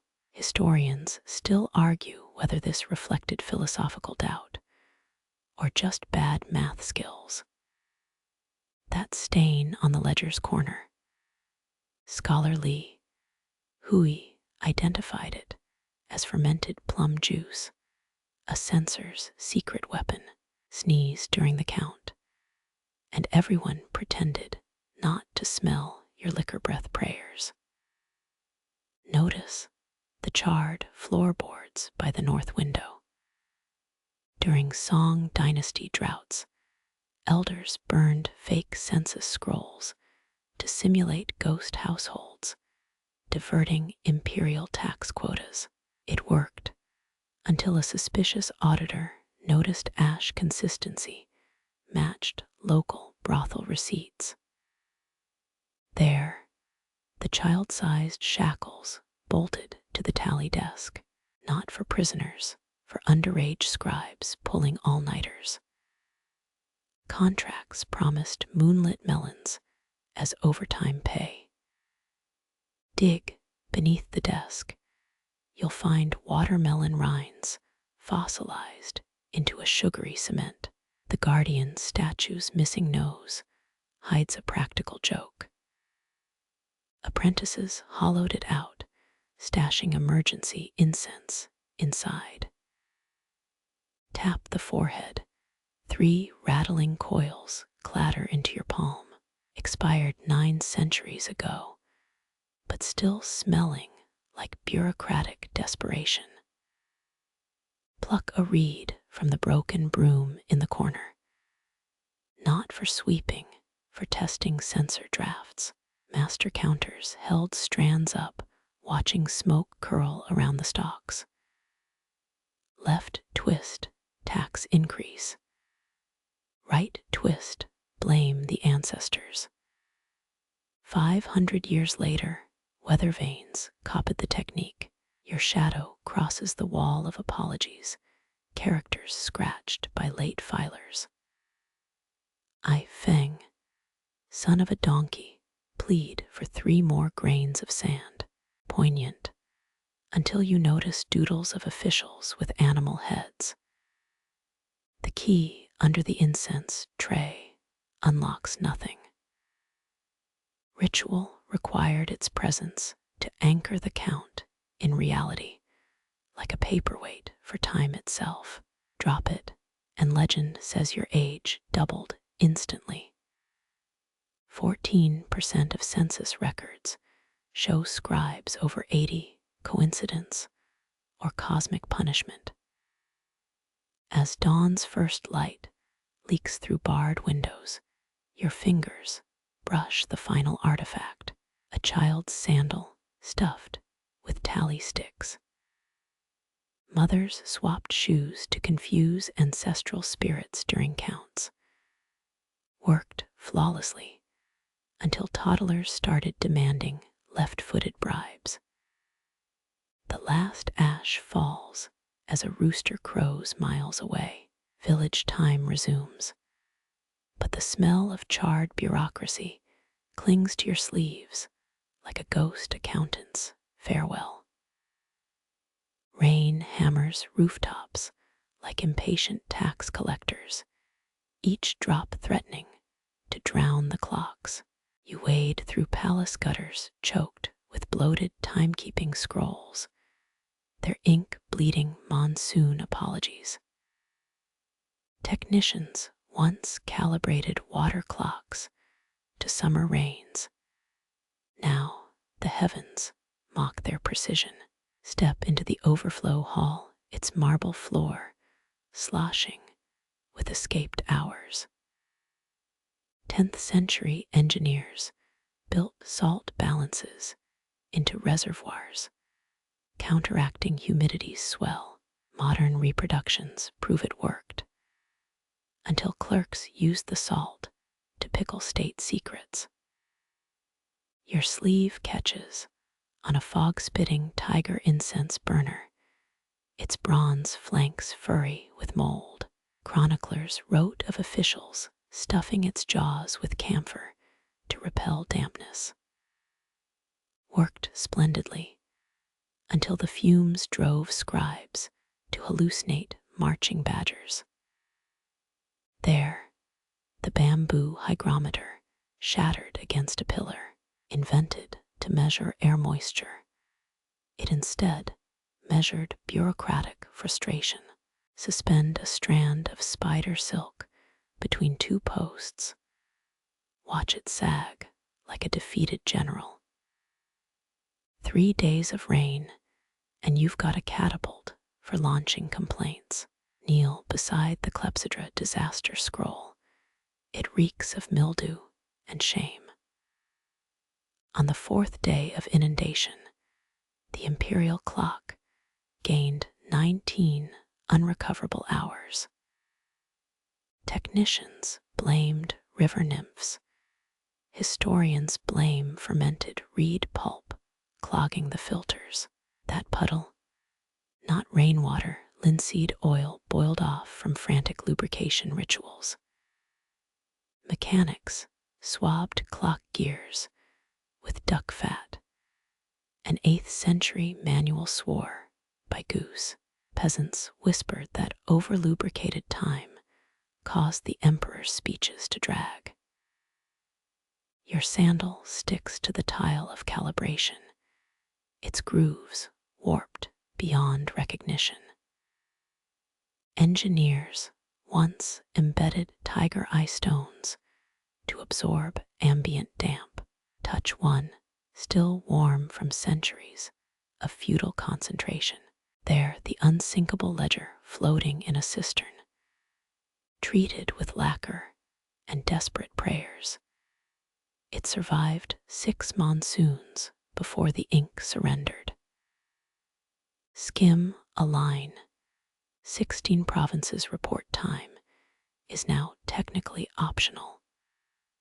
Pluck a sodden reed from the Hour Master's emergency kit. Snap it, hear the hollow wail of a drowned schedule. Technicians inserted these into clock towers, their swelling pores triggering alarm gongs. Innovative, until monsoons turned warning systems into percussive symphonies. The wall carvings tell darker tales. A technician feeding his own hair into a clogged spout. Records confirm the sacrifice, debate whether it fixed the flow or just the man's reputation. There, the infamous waxed silk incident of 1023 CE. Officials wrapped incense coils in waterproof shrouds, forgetting silk needs air. The resulting smoke bombs cleared the census hall for weeks. Historians still argue whether the suffocating fog was an accident or creative accounting. Your thumb smudges a charcoal sketch, 3 engineers, bowing to a frog-shaped rain gauge. Margin notes claim it croaked at critical moisture levels. No archaeological evidence survives, just a suspicious number of frog leg recipes in canteen logs. Step over the crack of contrition, a fissure blamed on uneven drying. Apprentices spent decades dropping plumb lines into its depths, recording how the palace itself was sinking under soggy minutes. Lift a broken chain, its links stamped with compensation rates for waterlogged time. 1 stalled hour equals 3 baskets of millet. Peasants demanded payment in weatherproof sundials, got leaky sandglasses instead. There, the moldering remains of the ever-dry incense blend, ginseng root, crushed quartz, the toenails of albino oxen. Smear some on your wrist, it still repels water. And sanity. The rain crescendos, drowning out the last coherent thoughts. You exit as the final clock tower collapses into a puddle of anachronisms, its gears spinning backwards in wet surrender. You squelch through monsoon debris, your boots dislodging a brass astrolabe crusted with indecipherable stars. It rolls into a puddle reflecting smudged European faces, their wide eyes frozen in horological shock. Matteo Ricci's 1598 journal lies waterlogged, yet legible, its cursive screaming disbelief at palace water clocks. These clepsydras shame our pendulum novelties, his quill scratched between Latin prayers. You almost pity his smuggled clock gears, hollowed scripture scrolls still straining at their sutures. Historians still argue whether Chinese superiority stemmed from engineering or just better maintenance crews. European missionaries wrote of technicians whispering to malfunctioning spouts, confessions long dissolved in the Yangtze's currents. Pry open a missionary's holy toolbox, spillage reveals incense ash under fake Bible panels. Clever, until humidity glued psalms to smuggled gear diagrams. The Vatican's least successful jigsaw puzzle psalm 23 tangled with escapement mechanics. There, the infamous triple-spouted vessel that broke Ricci's pride. Replicas show it kept time within minutes daily, rivaling his Florentine toys. His diary remedy. Apply more Jesuit perseverance. Didn't help. Your sleeve snags on a silver duck, its once jaunty head, now a corroded nodder. Court records credit these automata with charming visitors, until they pecked a Portuguese envoy's wig clean off. Diplomacy through horological hazing. Kneel where Ricci compared lunar charts, his inkpot still caked with desperate calculations. He'd synced his rosary beads to the water clocks, drip, sacred rhythm, battling mechanical truth. The beads broke first, catch the scent of betrayal, mildewed velvet hiding, carved ivory apostles. Missionaries hollowed saints' relics to transport mercury, essential for European escapements. St. Peter's head unscrews, still dribbling liquid time 3 centuries later. That cracked bell, not Buddhist. Its Flemish inscription vows accuracy by God's own hand. Local monks repurposed it for fire drills, divine timing repackaged as communal survival. Nudge a drainage pipe, it vomits corroded confession letters. I have seen the devil's mathematics. One friar's ink blurs across frightened parchment. His superior scribbled a marginal rebuttal. The devil subtracts. These add hours to God's domain. You unstick the incident scroll from 1601. Ricci's face drips across water-stained silk. Officials reported his clock dismantling as barbarian unstitching of reality's fabric. Repair took 3 weeks and one traumatized translator. There, the comedy. Ming astronomers gifted Ricci a sundial, its gnomon bent westward for your homeward thoughts. His thank you letter took 7 drafts and a burned dictionary. Pluck a jade seal from the mud. Approved for Time Secret's export in jagged script.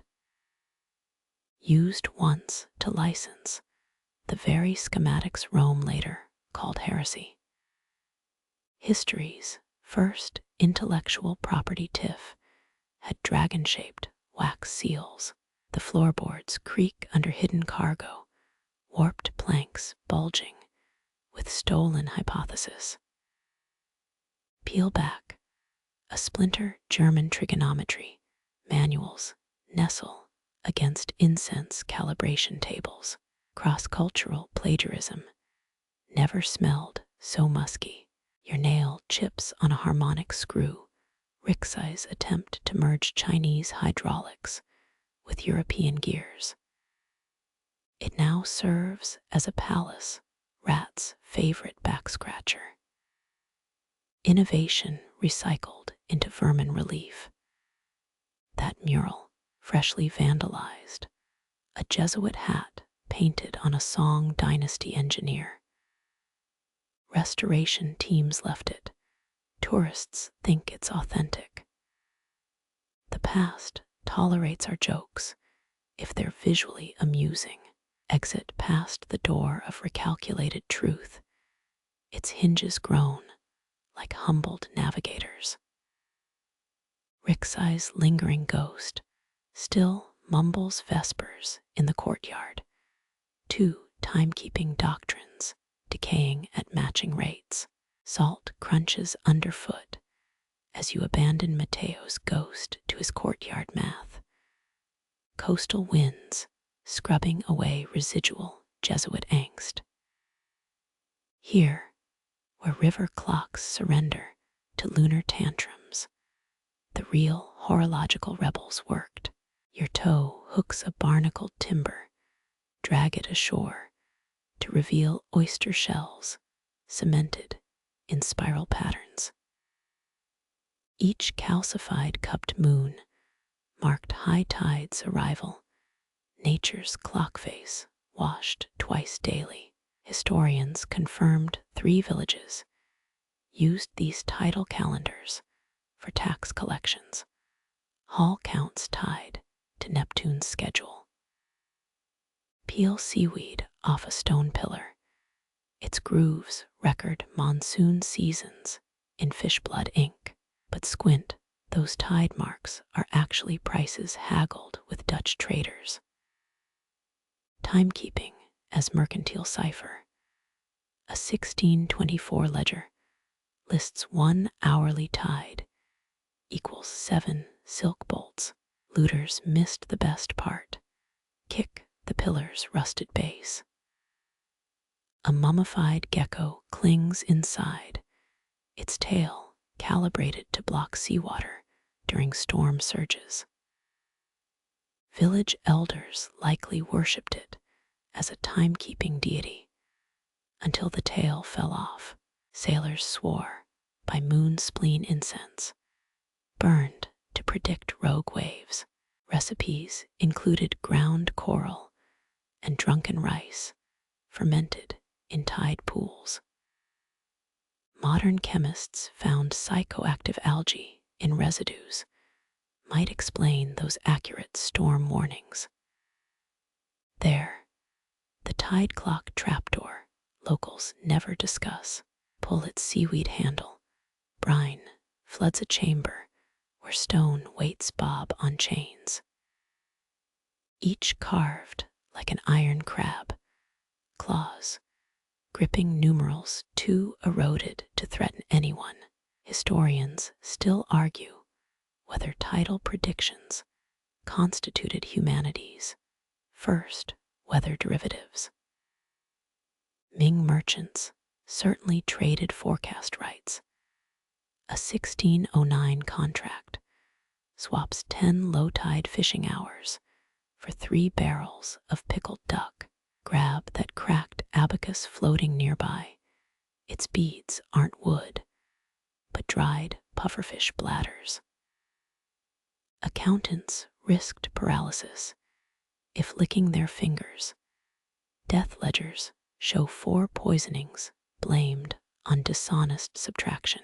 Your sleeve snags on a tide harmonizer's bamboo rake. Its prongs spaced to calculate lagoon refill rates. Farmers once fought over these. 1593 murder involved impalement through a rice paddy. Aspect ratios mattered. Wade into the cove, your shadow activates a submerged coral chessboard. Each tide moves pawns carved like fishing junk versus Dutch frigates. Local kids probably rigged it, but marine archaeologists found an admiral's log confirming strategic advice from the sea itself. There, the joke. A broken compass fused with an octopus skull. Sailors called it Old Whirlpool, offered it rum during new moons. The tentacles allegedly pointed to safe harbors. Drunk navigation beats sober drowning. Shake a barnacle-encrusted hourglass. The sands actually crushed periwinkle shells, inscribed on its base, a warning about our thieves who inverted it prematurely. 10 lashes per stolen minute, justice calibrated to the crime's duration. Peel up a warped floorboard. Beneath lies the tide briber's kit. Corroded coins stamped with tidal phases.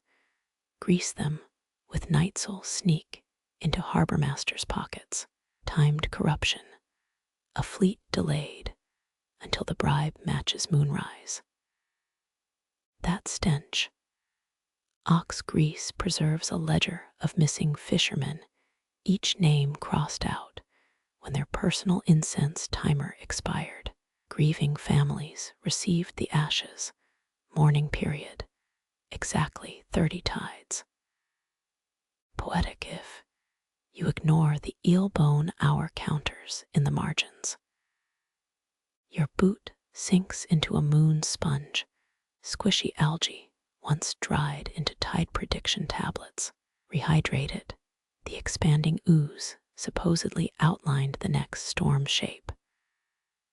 Results varied. One typhoon looked suspiciously like a duck. 3 boys scamper past with an ancient shell map freshly forged and a fistful of gull feathers. Their laughter fades into the crash of waves, erasing yesterday's tides and today's horological lies. Moonlight slithers through lattice windows as you follow jasmine trails into the forbidden wing, incense smoke curling like beckoning fingers. Those ornate bronze burners aren't just decor, they're power relays. You're now trespassing in the concubine timekeeping core. Domain where perfume determined imperial agendas. Step lightly. The floor's mother-of-pearl inlay shows phase diagrams of incense coils.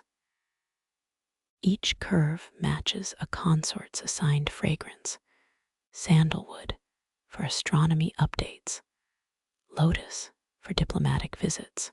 Historical records prove eunuchs cross-checked these against water clocks, but trusted the women's noses more.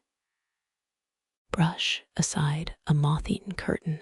There, the infamous hour veil, silk panels dyed with crushed timekeepers, conch their colors shifted as incense burned.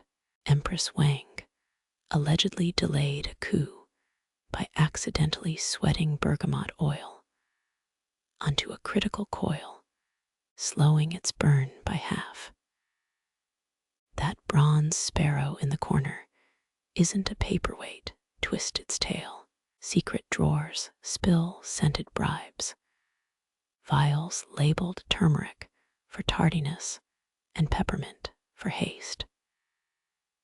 Eunuch supervisors confiscated these in 1432, then reportedly used them to delay tax audits. Your sleeve snags on a gilt ledger. Faded ink details punishments for burnt coils.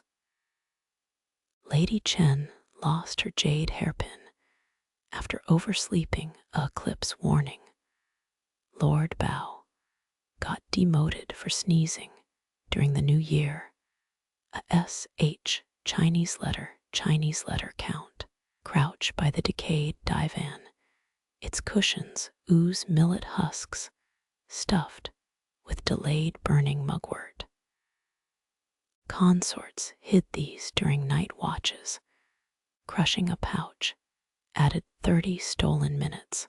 One overeager concubine stuffed her entire bed, woke up 3 days later, missing an eyebrow. There, the gossip, a stained manual titled Clockwork, Allure, lies half-burnt.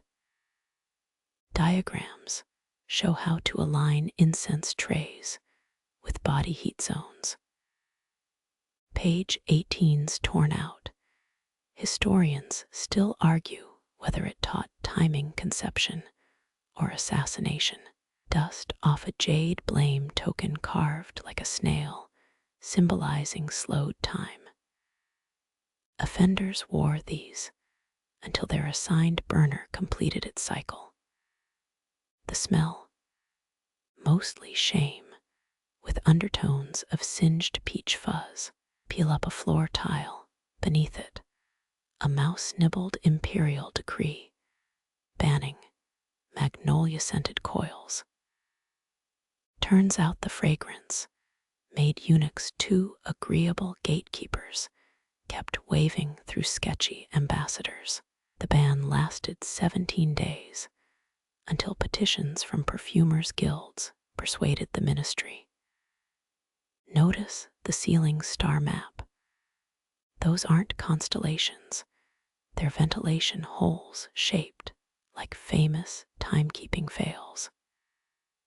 The Crab Nebula, that's Lion, the consort who fell asleep mid-registry, letting a dragon-hour burner char the imperial curtains.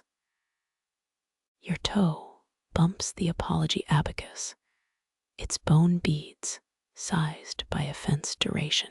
10 beads for missing a dawn gong, 30 for botching a harvest ceremony countdown. Eunuch accountants recycled it as a mahjong scorekeeper during slow nights. There, the rebellion no one mentions, a hollowed-out manual spine, hides rice paper sketches, concubines re-engineering burners to outpace palace clocks. Evidence surfaced. In 1411, 3 timekeepers got exiled for creating a rogue hour during military drills. Wipe grime off a mirror framed in charred sandalwood. Your reflection wavers through ancient smoke residue. Court poets wrote verses in this soot, their love ballads doubling as burner maintenance reminders. Romantic if you ignore the footnote about arsenic-based adhesives. That cracked basin, fill it from the arsenic-laced truth fountain officials drank before submitting time reports. Chronic tardiness made the water taste like rotten persimmon allegedly. 4 ministers quit after failing the flavor test 9 times straight. Your thumb finds a groove in the wall, secret alcoves, crammed with labeled urns. Consort Lee, Mid-Autumn Festival, surplus minutes 1 reads. Carbon dating proved it contains mulberry leaves, the ultimate bureaucratic hedge, stockpiling non-existent time. Last joke promise. That suspiciously plump cushion. Slice it open, out spills emergency confetti for fabricating celebration counts. Toss a handful. It still sparkles if you ignore the 12-century-old lice eggs hatching in your hair. Waves still crash outside, but here, in the concubine's silenced chronoverse, you taste power in the ashes. Every granule, a stolen moment every, sent a plot. History breathes through burnt-out coils, and the lies they accelerated to dust. You trace charcoal verses along a monastery's moonlit wall. Each brushstroke echoing water clock drips from the courtyard. Those aren't poems, they're complaints. 9th century novices griping about pre-dawn meditation alarms. Master Liu snores through the hour of the ox, 1 graffiti whines. Proof, some things never change. Step over a moss-caked Clepsydra. Its cracked basin still whispers how monks timed enlightenment. They'd sit until the reservoir emptied, 37 drips to a breath. Records show the youngest acolyte once held his for 200, then passed out into a calligraphy inkwell. That weathered scroll on the altar isn't scripture. Unfurl it, Zhuangzi's paradox loops in vermilion ink. Does the hour measure you, or do you measure the hour? Monks debated this over silent breakfasts, chopsticks, hovering, until the water clock gonged. Kneel beside the debate pit's edge. Scorch marks spider across the floor, left by steel incense burners spun mid-argument. A famous 1123 clash ended when Abbot Xuan hurled a sandalwood, coil incinerating a rival's beard mid-sentence. The lesson: philosophical passion smells like BBQ'd facial hair. There, the koan wheel, rusted chains, dangle carved questions meant to destabilize clock logic. Pluck 1, it clinks. If an hour passes, unmeasured did the empire tax it. Historians found tax ledgers debating exactly this, complete with disputed ghost hour surcharges.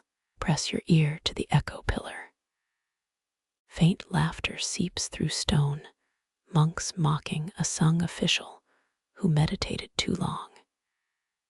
He missed his own retirement. Ceremony claimed the clock's pendulum had malicious intent. The cure: 3 days copying suitors in a freezing creek. Your shadow stretches across the moon dial, a bronze disc perforated with 366 holes. Each represents a monk's failed attempt to outpace time. The center's jagged crack marks master, When's 1401 meltdown? He yanked it up, screaming, clocks are liars. They buried him under it. Notice the ceiling's smoke stains. Those aren't from incense. They're ink splatters from airborne brush battles. When debates about temporal reality peaked, scholars got competitive. A 1358 scroll brags about a monk who inked rebuttals mid-backflip, certifiable, but the handwriting's impeccable. Brush dust off a breath ledger, its pages tally meditation durations in henna stains. Look close, asterisks mark sessions where monks faked focus. How do we know? Marginal doodles of napping, masters complete with snore clouds drifting into calculus equations. That cracked gong in the corner isn't broken. Strike it. The resulting clang lasted 19 minutes once, sending novices into a time dilation panic. A Tang poet wrote an epic about the incident, then burned it because rhymes distorted duration's true face. Crouch by the repentance alcove, its walls bear cheekbone grooves from hour-long forehead presses. The rule: apologize to the clock you cheated. Brother Kang spent Lunar New Year here, caught rigging a burner to slow his kitchen duty shift. There, the rebellion. Under a loose tile, charred fragments of the unmeasured hours packed. Radical monks plotted to smash all clocks in 1204, arguing minutes were capitalist propaganda. Their manifesto's last line: embrace the snail, it carries time on its back. Executioners used hourglasses to time their beheadings. Peel up a floor mat, beneath it a child's drawing of a frowning sundial. Archaeologists found dozens like it, tossed down drains by clockmaker apprentices. Historians still argue whether these were protests or just really bad art homework. Your knuckle raps the hunger bell, a hollowed-out log that once synced mealtimes with stomach growls. The abbot's journal admits they faked the tones sometimes, claiming auditory enlightenment tastes better on an empty belly. That rusty axe by the well, monks called it the divvy. Every solstice, they'd split a water clock to prove time's malleability. The 1095 split went wrong, flooded the rice stores, and birthed a proverb: chop minutes, lose your lunch. Wipe grime off a sin ledger carved into a cedar pillar. 6th line down, Brother Tang's confession. Forged 3 extra incense sticks to nap through sutra recital. His punishment: timing every monastery fart for a month. The logs are detailed. There, the ultimate troll, a bricked-up niche, contains a mummified rooster, clutches a gear in its beak. Practical joke: from 891 left to wake up future restorers. The poor 1923 team screamed, then build the museum for therapy. Last stop, the eternity bench. Its lacquer stays ice cold, a Ming Dynasty chill pill for overthinkers. Sit, breathe. The water clock drips. The incense dies. Reality bends, then snaps back. That's your cue, Zhuang's eyes laughing in the rafters. Always was. You inhale incense thick enough to clog an astrolabe. The air itself feels like a parchment map of constellations. That metallic tang, not your imagination. Ming Dynasty astronomers dissolved powdered magnetite into clockwater, believing celestial iron would tug the liquid toward eclipse paths. Their ledgers overflow with notes like Year of the Rabbit, Moon Dung Tea Spill, Disrupted Dragon Hour Model, track mud across an observatory's warped floorboards. Each creak mimics the groaning armillary spheres overhead. Those bamboo tubes bolted to the ceiling aren't decor. They're eclipse alarms packed with arsenic-treated incense that burns screech orange during solar malfunctions. Villagers described the sound as a phoenix with laryngitis. Dust off a star logbook splayed near the window. July 17th, 1264. A jagged entry. Third moon devours sun despite favorable water levels. Recommending execution of Clepsydra technician Chen. Historians found Chen's pardon plea scribbled on a rice sack. He blamed rogue clouds, whispering to the timekeepers. Crouch beside the infamous eclipse loom. Its corroded gears still hold strands of horsehair dyed with comet dust. Weavers threaded them through tapestries whenever omens aligned, creating wearable countdowns to celestial events. One noblewoman's gown reportedly smoked days before the 1345 eclipse, scaring her maids into converting to meteor worship. There, the mirror well.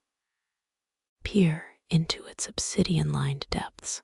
Tang engineers floated bronze discs here, measuring eclipse phases by how sunlight warped their reflections. It worked unless carp nibbled the apparatus.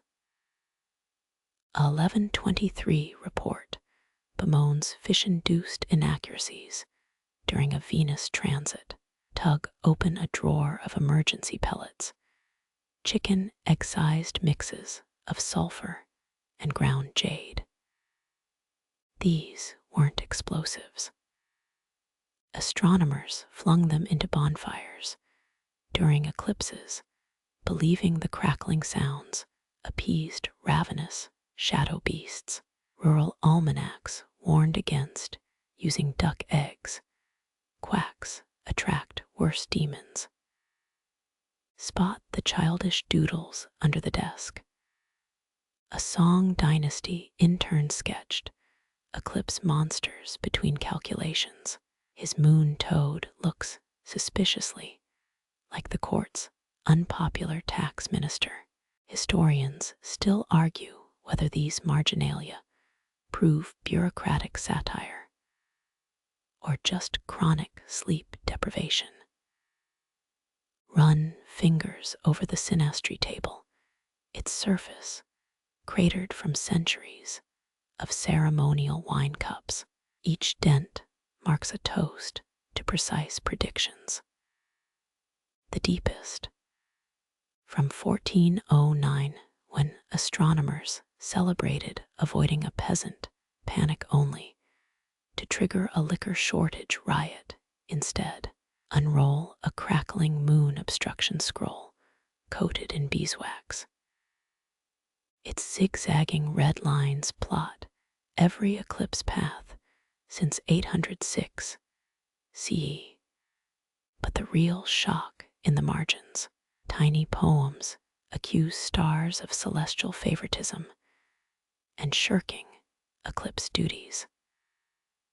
Anonymous, though the calligraphy matches Empress Wu's exiled sister. Nudge a corroded bell with your boot. Its clapper's a camel knucklebone modified to hum during planetary alignments. An Arab trader's diary describes the sound as Allah's own muezzin, caught in a sandstorm. Court records show 3 musicians went mad trying to replicate the tone. There, the culprit ledger. Flip to the lunar eclipse of April 14th, 1022. Officially blamed on a drunken star god. The truth, a technician swapped clean water for millet beer in the clock, screwing up the entire prediction model.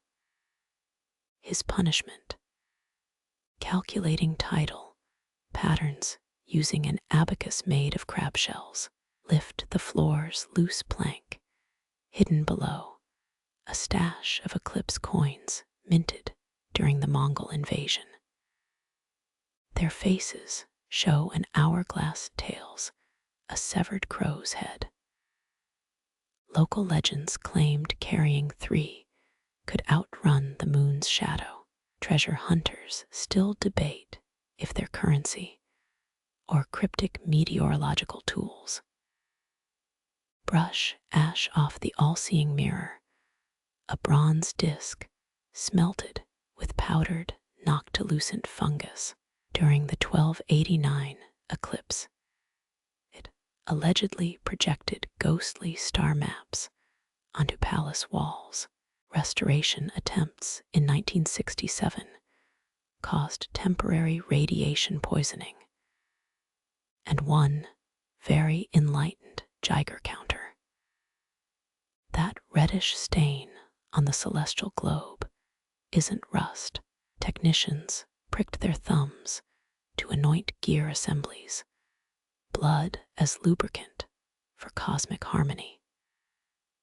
A maverick astronomer tried using cherry wine instead in 1198 short, circuiting the entire observatory's water supply.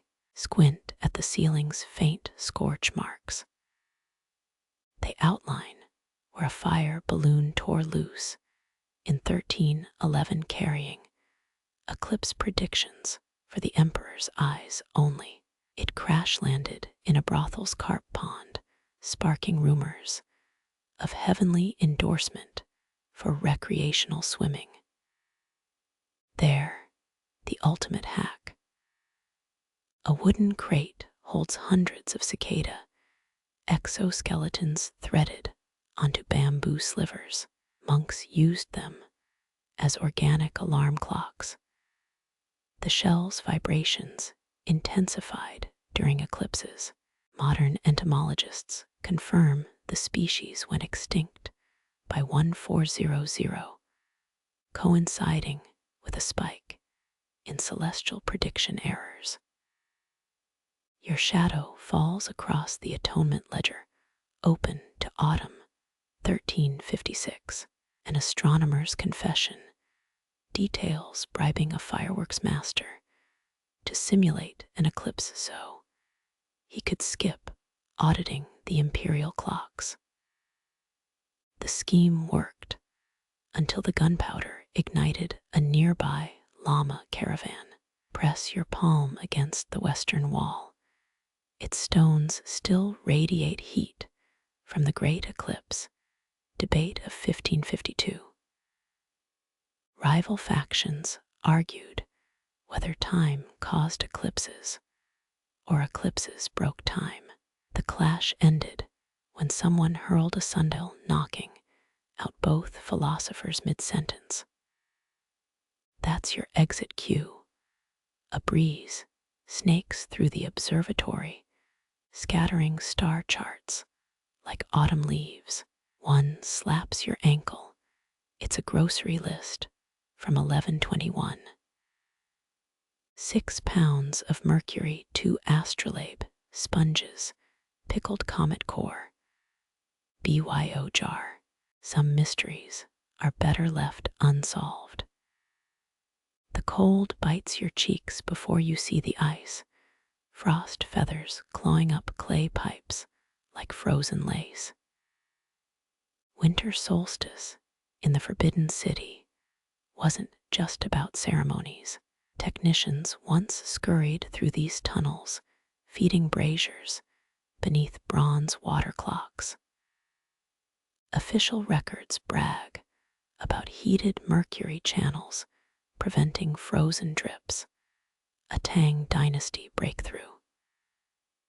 Reality: half the staff's job involved shooing carp away from warm outflow vents, fish drawn to the unnatural warmth like scaly gossipmongers.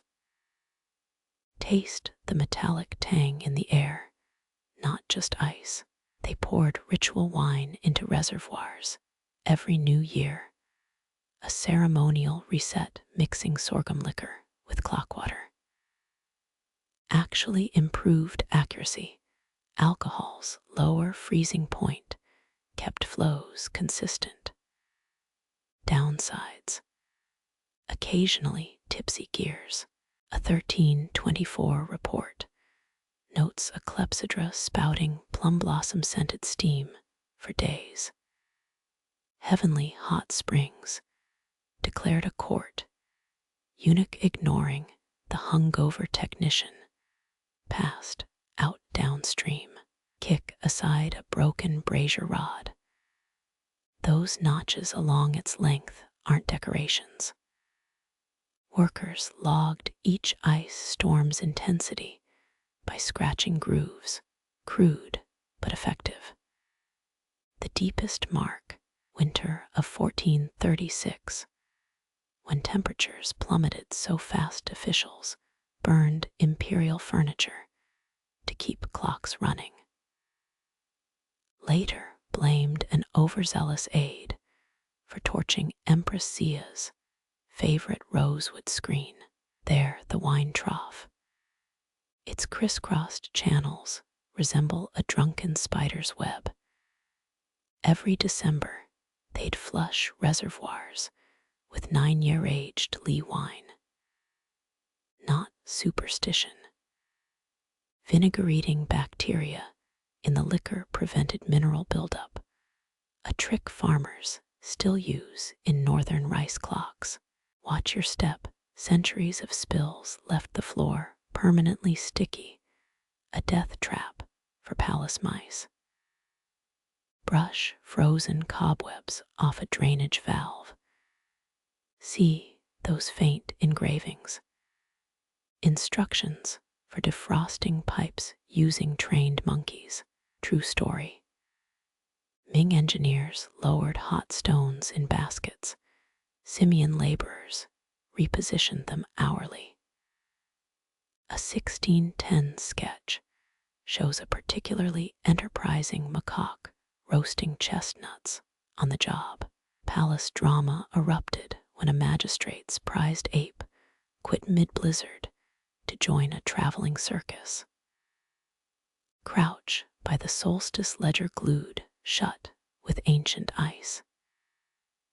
January 4th, 1028, a frantic entry.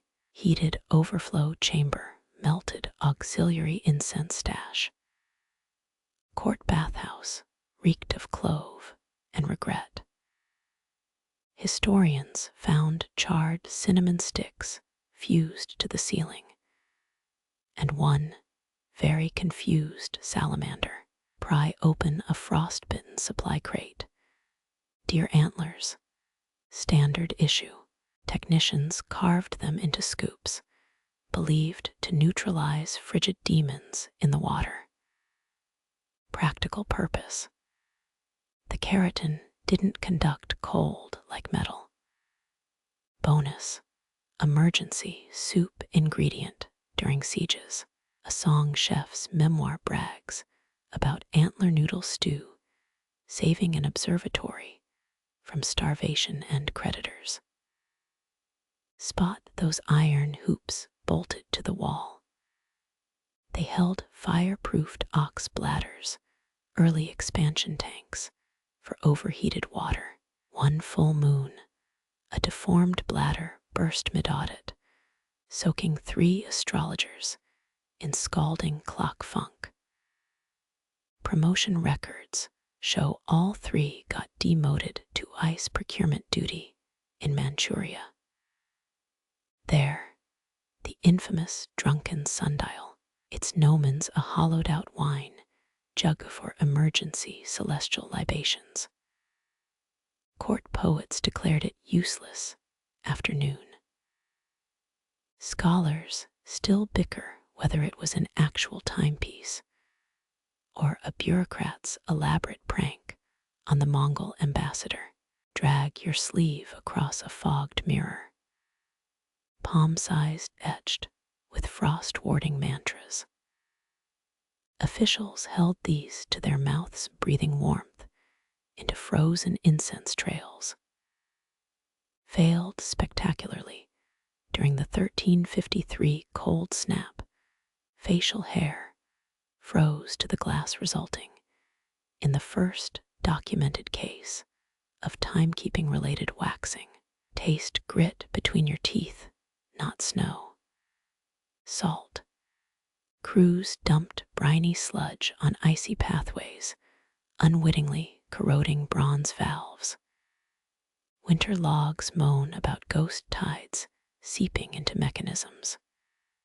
True culprit, a coastal magistrate selling pure salt as grit, pocketing THE Chinese letter to fund his kite addiction.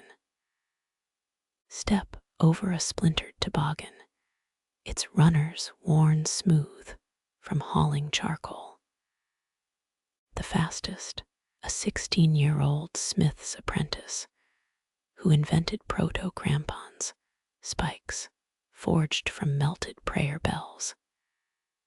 His reward, a promotion and chronic knee pain immortalized in acupuncture manuals. There the thawing gong, cracked beyond repair, but touched the striker. In 1277, its vibrations were said to shatter ice on the Yellow River. More likely, it signaled lunch breaks. A physician's journal from the era prescribes listening to gongs for frozen spleen with mixed results. Nudge a moldy ledger with your boot. Straw pokes through its binding. Workers stuffed pages with insulation during a blizzard. November 1122. Half the entries become soup-stained recipes halfway through. Discover a pressed duck foot between pages 309-310, either a bookmark or someone's idea of emergency provisions. Your breath fogs the air, same as some long-dead technicians once did. Heated channels hum beneath your feet, their bronze veins still holding echoes of fires extinguished centuries ago. That faint floral note, not imagination. They lined the reservoirs with jasmine petals, each solstice masking the reek of stressed metal. Or maybe it's just the ghost of a New Year's toast still clinging to the stones like a drunken celestial. Your boots squelch through something that isn't snow, thick sludge sucking at your soles like resentful molasses. Welcome to hydraulic hell 1683, when palace clocks gurgled their last breaths. Picture this: 3,000 bronze water vessels sitting bone dry. Auditors arrived at dawn, ready to verify celestial alignments, and found eunuchs frantically bailing nothingness. The minister of granaries had redirected 3 main aqueducts stealthily over 6 monsoon seasons. Why? Official verdict: embezzling irrigation funds for a porcelain pagoda shaped like his mistress. But here's the kicker: they only caught him because his coded ledgers used incense burner symbols. A junior clerk recognized the glyphs from, wait for it, his aunt's dumpling shop menu. Follow the cracked conduit under your left foot. Its fractures map the sabotage. Workers initially blamed carp. Then they found the diversion, sluice camouflaged with lotus paintings. Genius move, blending vandalism with interior design. Engineers wept over calcified dragon spouts. Historians still argue whether the minister acted alone or was taking orders from a rival clan brewing trouble in Fujian. That algae-streaked tablet. Last inventory before the scandal. Notice the splatters. Scribes spilled ink dodging flying abacuses during the audit. One entry lists 19 trained otters as emergency water fetchers. Did they actually deploy them? Scrolls say yes, but you try getting a mustelid to cooperate during a ministerial meltdown. Rumors persist of a clandestine otter cult in the sewers, strategically clogging drains ever since. Peel back a mildewed tapestry. There, thumbprint stains where panic-stricken astronomers charted backup star paths. Their secret weapon, a celestial soup tureen repurposed to catch rainwater. Too bad the court chef used it to boil river snails 2 nights prior. Ever tried timing an eclipse with a mucus-coated bowl? The grand astrologer didn't retire. He fled to Nara and opened a sushi stand. Pry open a warped chest. Smell that. Fermented bureaucracy. Inside, 900 sealed demotion notices predated by weeks. Turns out the Oversight Bureau was already hiring before the scandal broke.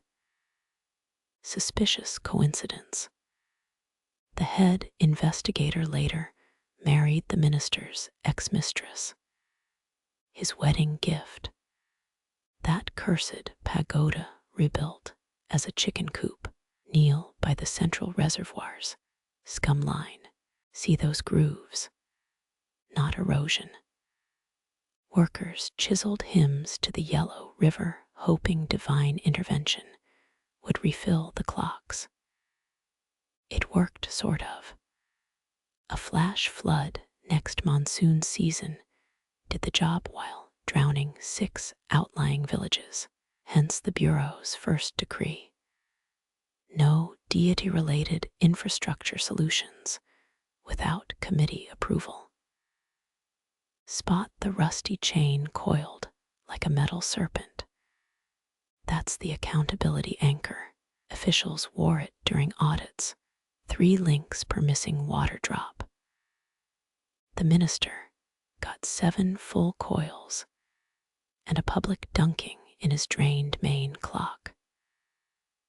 Records claim he floated a final humiliation that birthed the phrase empty vessel makes most noise.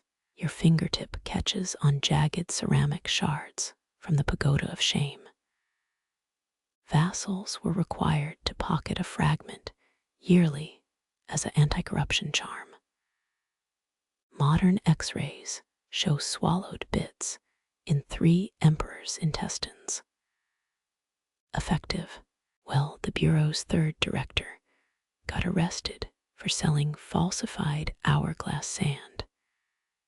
Some habits clog worse than monsoon silt. That sagging shelf once held the world's first audit manuals. Prototype chapters included how to interrogate a splash radius and viscosity-based alibis. The stain patterning. A stressed archivist's teacup still radiating nervous energy centuries later. Touch the wood warmer than it should be, or maybe that's just your pulse syncing with history's oldest accountants. There, under mildew and mouse bones, a single intact hour candle. They lit these during post-scandal interrogations. Wick length equals question severity.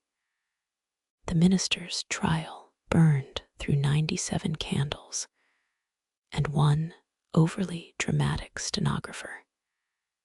His final confession, a rambling poem comparing water clocks to the emperor's gallbladder. Scholars still dissect that metaphor when they're not debating whether the Oversight Bureau invented red tape or just perfected it. Breathe in the damp. That's not decay, it's legacy. Every mold spore here participated in history's least fun water fight. The Bureau's bronze seal lies somewhere beneath your feet, stamped with its founding motto, Drops Measure Mandate. Walk gently, you're treading on someone's career-ending paperwork and possibly a very disgruntled otter's ancestral nest.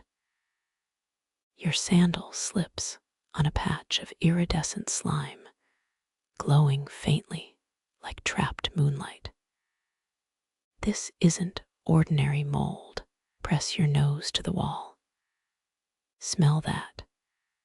Charred sandalwood undercut by something earthier, a fungal tang.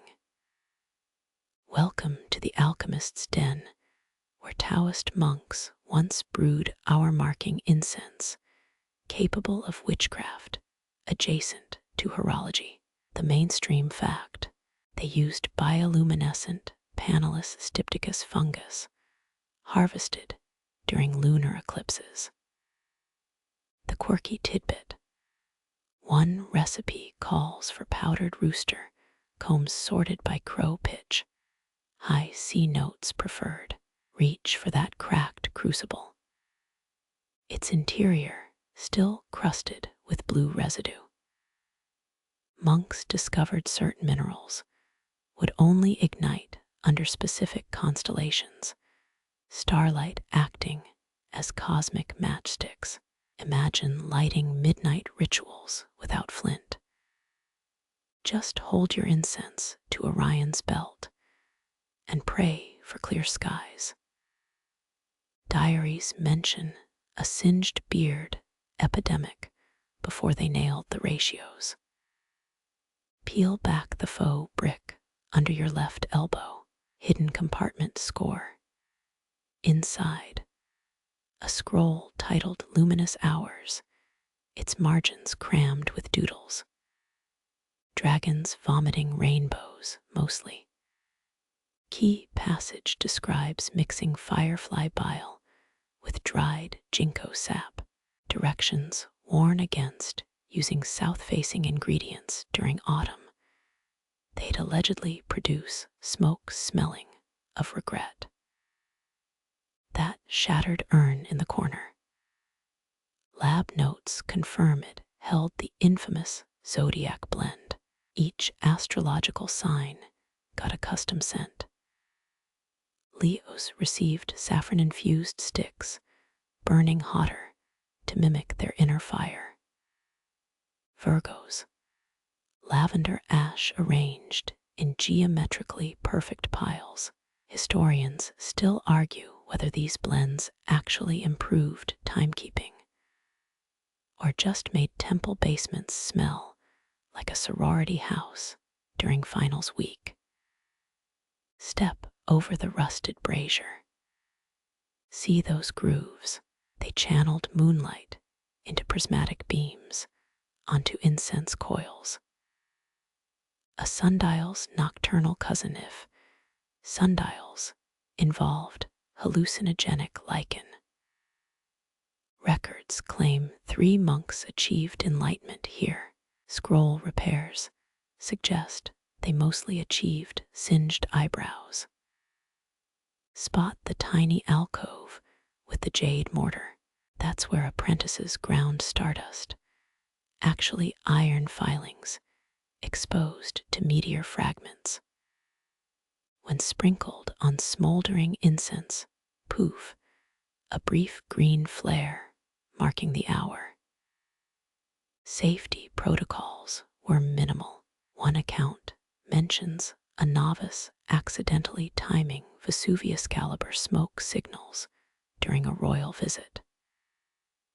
Kneel by the ventilation shaft. Feel that draft. It's why this room survived. Circulation prevented the whole monastery from becoming a giant incense stick. The air tastes metallic here, centuries of vaporized mercury and shame. That discolored floor tile, it's where Abbot Xuan allegedly levitated during a particularly potent batch. His journal insists it was scientific experimentation, not spiritual theatrics. Later entries complain of ceiling beam bruises. Dig through the ash heap with a chipped ladle. Buried treasure, a clay disc stamped with fading constellations. Rotate it counterclockwise, the monk equivalent of snoozing an alarm. Align it with Sagittarius, and supposedly the incense would burn slower during hunting season. Modern recreations prove nothing except that grad students will inhale anything for a thesis footnote. Notice the soot patterns on the ceiling. They aren't random. One team of acoustics experts claims the stains form musical notations, a burning tempo guide. Play the blackened notes on a bamboo flute, and you'll supposedly hear the monks chant. Smoke rises, time descends. Don't forget to rotate the damned logs. They're glimmering in the debris, a sliver of mica sheet, used to reflect starlight onto hesitant embers. The edges bear teeth marks. Turns out novices tested conductivity by licking mineral samples. Side effects included glowing urine and existential crises. Wipe the grime from that wall carving. It depicts a monk offering incense to the Big Dipper. Translation of the text. Fifth hour achieved to flame color, satisfactory, mustard gas incident forgiven. Priorities. Pry up a loose floorboard. Beneath it, a child's wooden toy, a duck balancing a crescent moon. Testing showed kids could sense accurate burn times better than trained acolytes. The Abbey's darkest secret. Their most precise timekeeper was an 8-year-old named Hui, who napped through calibrations. Brush fingers over the charred prayer bench. The indentation too precise, tailored for repetitive arm motions.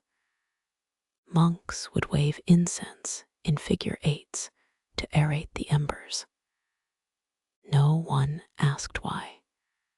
Manuals simply state the holy swirl confuses malevolent seconds. Detect the faint hum, not your imagination. Buried beneath the oven bricks, a bronze chamber resonating at 432 Hz. Incense timed to this frequency, allegedly synchronized with Earth's heartbeat. Practical application. 0. Soothing ambience during tax audits. Priceless. Crouch by the broken window. Faint glyphs etch the sill, a recipe reminder. 3 parts comet dust, 2 parts martyrs fingernail clippings, 1 part structural common sense. Delivery orders show they substituted chicken feet for the clippings. Efficacy dropped by half, but at least the rats stayed fed. That rusty iron grid overhead. Starlight filtration system. It projected celestial maps onto the incense ash. Alchemists could read time zones in the cinders, assuming the wind didn't sneeze. In the corner, a shattered water clock repurposed as a fungi terrarium. The ultimate hybrid. Too bad the glowing mold clogged the outflow pipes. 3 days before they noticed, and by then, the Abbey's cats were having raves in the courtyard. Your shadow stretches blue across the floor, a final trick. Residual phosphors in the stone react to body heat. Wave your hand. For a moment, you're conducting an orchestra of ghosts each flutter a century-old rhythm, the monk's ultimate lesson. Time isn't measured. It's mixed and stirred, and occasionally set on fire for science. Your boots crunch on brittle kindling, 3 centuries old each step, releasing whispers of charred pine and desperation. This watchtower's stone belly heaves with the ghosts of urgent updates. Touch the iron brazier, still greasy. Garrison troops rendered fat from desert foxes here. Burned it with sulfur for daytime smoke, thick yellow plumes visible across 11 li. At night, wolf dung. Cheaper than oil, and the stench kept conscripts awake. Kneel by the signal manual carved into the wall, simplified characters for quick decoding. 1 flame equals horseman, 3 flames equals invasion, the 7 flames equals invasion. Plus, someone filched the rice wine. Historians verified 89% accuracy. Smudged tallies suggest troops invented a hangover beacon category. Crouch under the rotted ledger shelf. Hidden in a rat's nest, a courier's logbook. Entries describe coordinating smoke signals with water clocks down the wall. Mechanics rigged giant clepsydras with floaters that tripped fire starter levers. Official records omit the incident where an overfilled reservoir ignited beacon 36, and the Gobi Desert briefly had a lighthouse. Scrape rust off the message pulley. Its chains once hoisted colored flags, weather permitting. Rainy days demanded smoldering reeds soaked in saltpeter. Results varied. 1 general's complaint survives. Your smoke, said Mongols. Your smoke smelled like dumpling failure. Pluck a twisted reed flute from the debris. Signalmen used these to mimic bird calls, encrypted hour reports. 3 chirps meant gate secured. 17 meant send better blankets. The quirky bit, musicians tuned reeds with tuning forks, made of frozen mutton, squelchy, but humidity resistant. Frostbite rates less documented. Inspect the charcoal murals. Crude yet effective diagrams show archers crossbow lobbing lit torches to neighboring towers. 1 misfire sketch bears the caption, "Why Wang's eyebrows look surprised." Efficiency met improvisation when the Mongols came, and garrison chefs became projectile pyrotechnicians. Lift the warped floorboard. Beneath it, a child's mitten, fur still intact. Scroll fragments reveal commanders used orphans as runner decoys. Lightweight, quick, unlikely to gossip after seeing whatever needed smoke signals instead of words. A ripped page lists rations paid in walnut bribes. Squint at the ceiling. Blackened streaks form a star chart, Polaris circled thrice. Night sentries calibrated hour angles here. Wax stains suggest someone also tested candle-based timers and failed spectacularly. Archaeologists found a preserved groan in the rafters. Tug the remnants of a hemp rope. It once connected to an overhead counterweight, a giant sandbag for dousing fires post-signal. The self-cleaning system won 0 safety awards. Maimed engineers invented a drinking game, cursing its inventor. Spot the bamboo tubes stacked like artillery shells.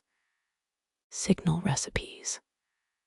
Fill one with ground jade, rooster blood, a ND Chinese letter, ignite for urgent but fancy smoke. Marginalia adds, emerald smoke equals attack. Crimson smoke equals attack after lunch. Need a pinch of ash between your fingers. Still oily. Beacon tenders recycled kitchen waste into smoke components. Latrine duty doubled as R&D fermented bean paste made smoke cling to fog. A tactician's journal brags, our stench lingered longer than the jerchin's courage. Wedge your boot into a crack in the signal platform. Peer down at the shattered timing Clepsydra below. Its bronze bowl bears dents from maintenance via disgruntled kicks. Water clocks needed perfect incline, a slope tex achieved by balancing scrolls under the base. Full library lost to one overambitious calibration. Brush dust off a signal mirror, its face pitted by centuries of wind. Daylight comms relied on these polished discs. Alignment issues led to accidental declarations of war or brunch invites. Missives often ended with disregard last flash, sun in eyes. Unfurl a moth-eaten standard. Its embroidery shows cranes carrying hourglasses, poetic, until you realize they outsourced night signals to migrating birds. Tied message tubes to their legs despite 0 evidence of waterfowl literacy. Expense reports show 80% of the avian core budget went to duck confit. Grip the frozen winch handle. This hauled up firewood during sieges, each crank synchronized with a drumbeat 2 towers west. Soldiers sang work shanties in rounds. Last year's dig uncovered lyrics. Haul the log, stoke the fear, enemies smell pork belly. Near, pry open a tin of petrified resin. Labeled emergency smoke, do not open. Inside, a quartz lens for moonlight amplification. Instruction, slip clarifies. Break glass, if jerchins attack post-curfew, also good for reading poetry. There, lodged in a mortar crack, a single silver hairpin belonged to General Lee's concubine, who monitored beacon rhythms. Her system, stabbing the pins into timing ropes. When released, a twang notified nearby towers. Privately, soldiers called it the widow's pluck. Lick the wall. Go on. Salt crystals linger from tears or sweat of a crew stranded during a sandstorm. Ledger notes, they burned their spare boots for a signal fire, then ate the laces. Rations improved the next season. That crumbling clay urn, filled with masala-blackened millet. An Indian mercenary's attempt at fusion smoke signals. His superiors praised the aroma while demoting him to latrine clock duty. Tilt your head. Hear that faint hum. Rub your sleeve over the signal gong. Its bronze still thrums at the pitch of hour 6. Strike it, the decayed note smells of rust and resignation. Step back. Your shadow merges with centuries of ghostly signalmen, all arms raised, awaiting the next spark. The final lesson: timekeeping isn't about precision. It's about lighting enough fires and hoping someone's watching. Your fingers trace characters on a smoke-stained scroll, each stroke swimming in dew, Fu's inked despair. Jade basin tipped by loves. Uneven measure chills your palm. Modern translators butcher that line as romantic metaphor. But kneel closer, smell the parchment. Bronze oxides still cling to the fibers like he dipped his brush in Clepsydra runoff. A peasant's shovel unearthed this manuscript near Luyang, wedged between 2 water clock weights. The mainstream fact: Fu served as a minor timekeeping official before poetry claimed him. His duty logs survive. Our 7 reservoir ice thickness adequate ministers, beard froze to observation column. Lift the scroll against weak light. Hidden beneath couplets about unrequited love, technical sketches, a basin with graduated markings, counterweights shaped like hearts. Historians still argue whether these prove mechanical timekeepers inspired his work, or if he just fancied girl-shaped gears. Your thumbnail catches a dried lotus petal bookmark. Turn it, childish doodles of scales. A family joke, his daughter's homework, or evidence he tested metaphors with actual balance instruments. Scholarly wars rage over the scrap. The smudged date, either a leap year adjustment note or his wedding anniversary. Rub the paper's edge. Gritty, X-ray scans revealed powdered jade mixed into the ink, luxurious but pragmatic. Toss a pinch into water. It sinks faster than quartz sand. A cheeky nod to time's merciless drop, or a wealthy patron's vanity. Notice the wax seal residue, a dragon chewing its own tail. Fu's sponsors included Clepsydra craftsmen desperate for poetic PR. One ode to a water clock's tireless sobriety earned him 20 bottles of tonic for marital stamina. Marginalia jokes, hourglasses less exhausting than deadlines. Cough, that acrid bite, mold or the ghost of dew, Fu's infamous ink recipe. He boiled gallnuts with fermented rice wine allegedly to match time's bitterness. Restorers gagged during preservation. His rivals quipped, aged verses, aged vinegar, equally sour legacies. Unwrap the scroll's silk casing. Faint embroidery shows a scales motif, one pan holding suns, the other moons. Not just decorative. Researchers recreated it in 1987, and it balanced seasonal hours perfectly when suspended over mercury. Coincidence? The academic fistfights continue at conferences. Flip to the disputed jade basin stanza. Your breath stills. Infrared revealed erased markings underneath. A parts list.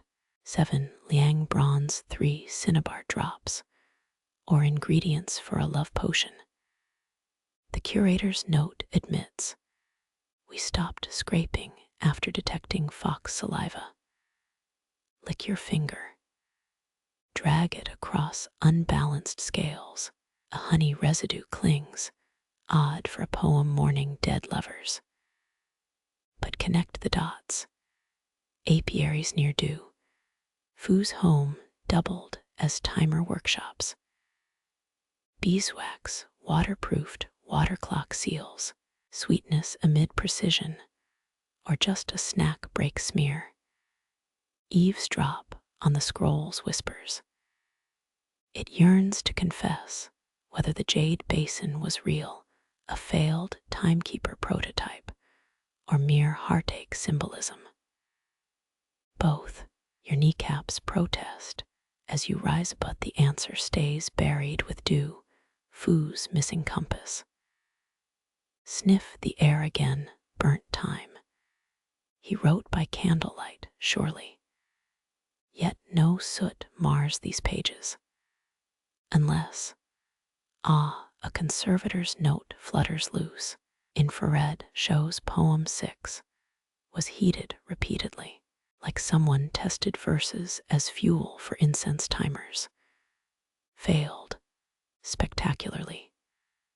Now squint at the edge binding.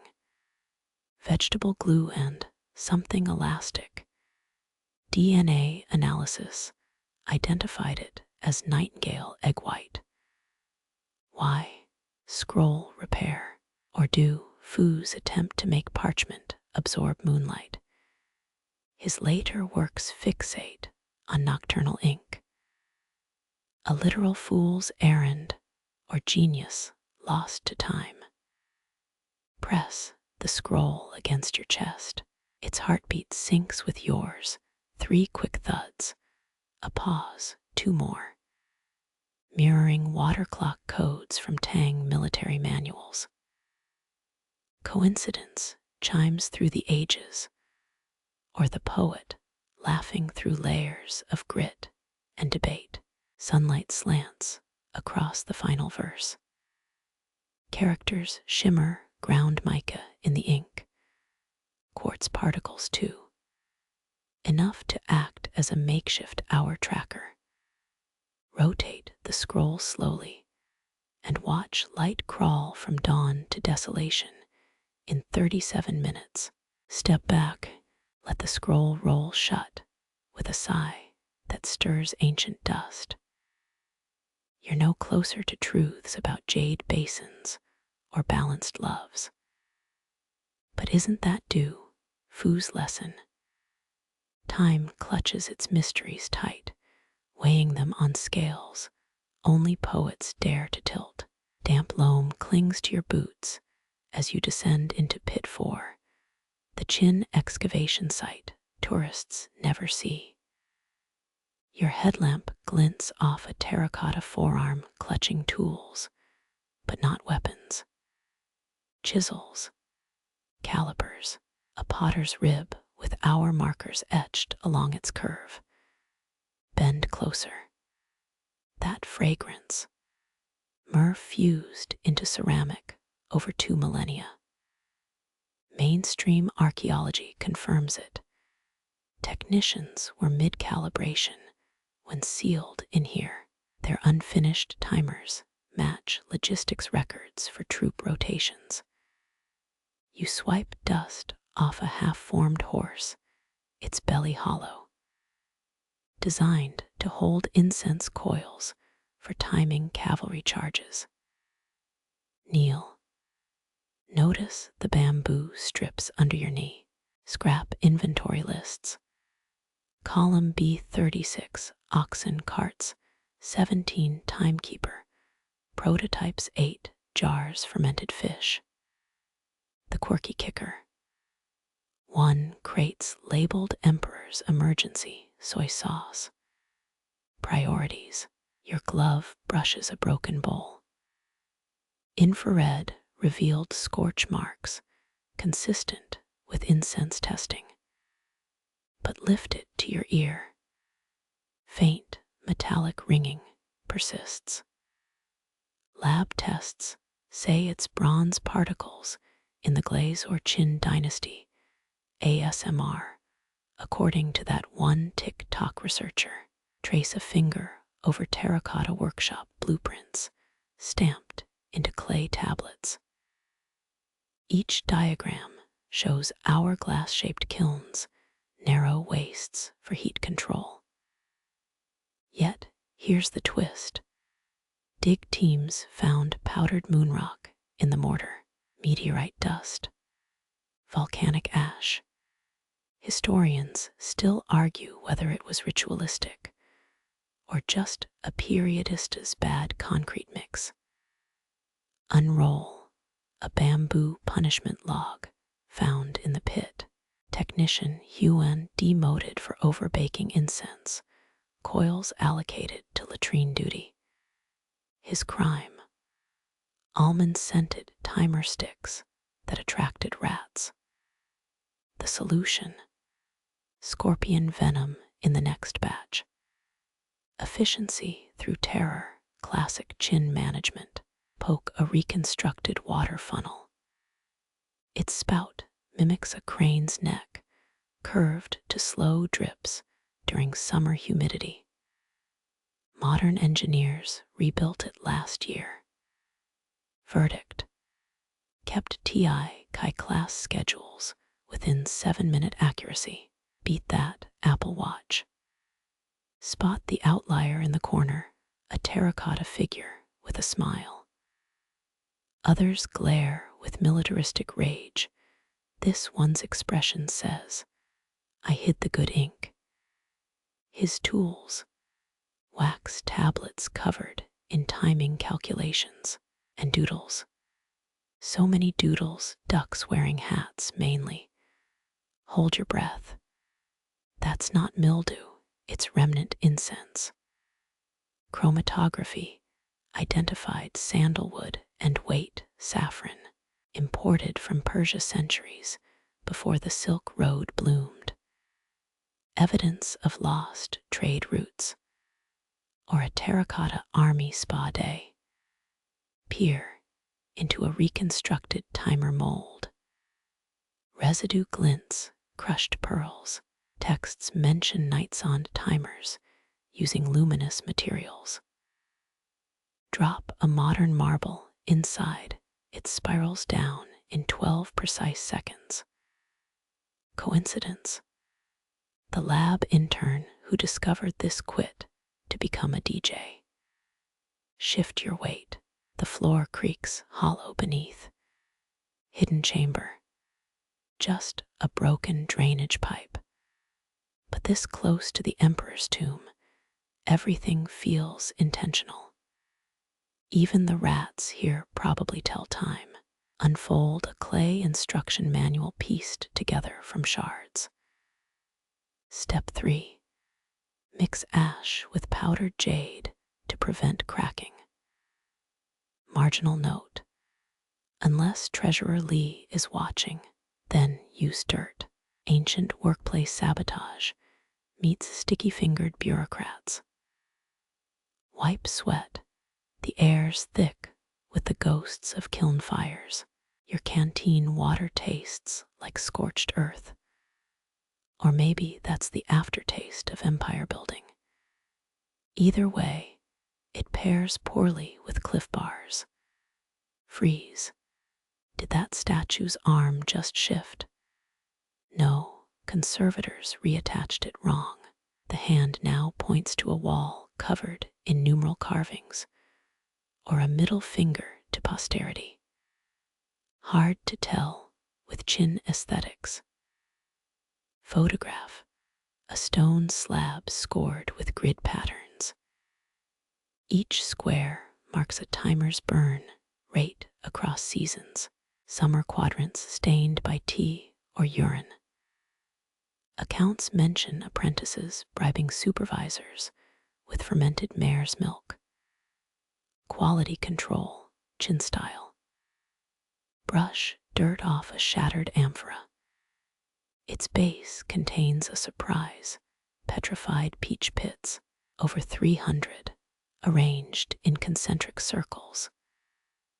Lunar calendar, board game.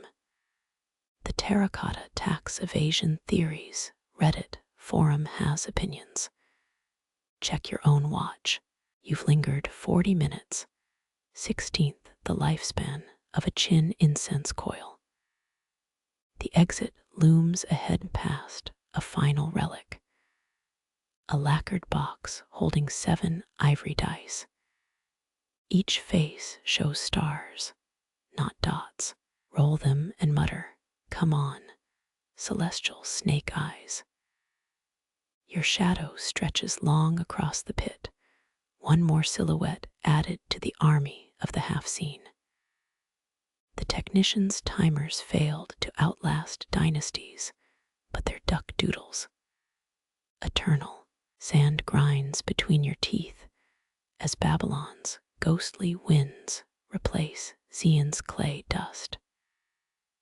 Your flashlight now licks sun-baked tablets instead of terracotta, their cuneiform grooves tracking shadow, lengths scored by obelisks where Chinese engineers wrestled water into submission.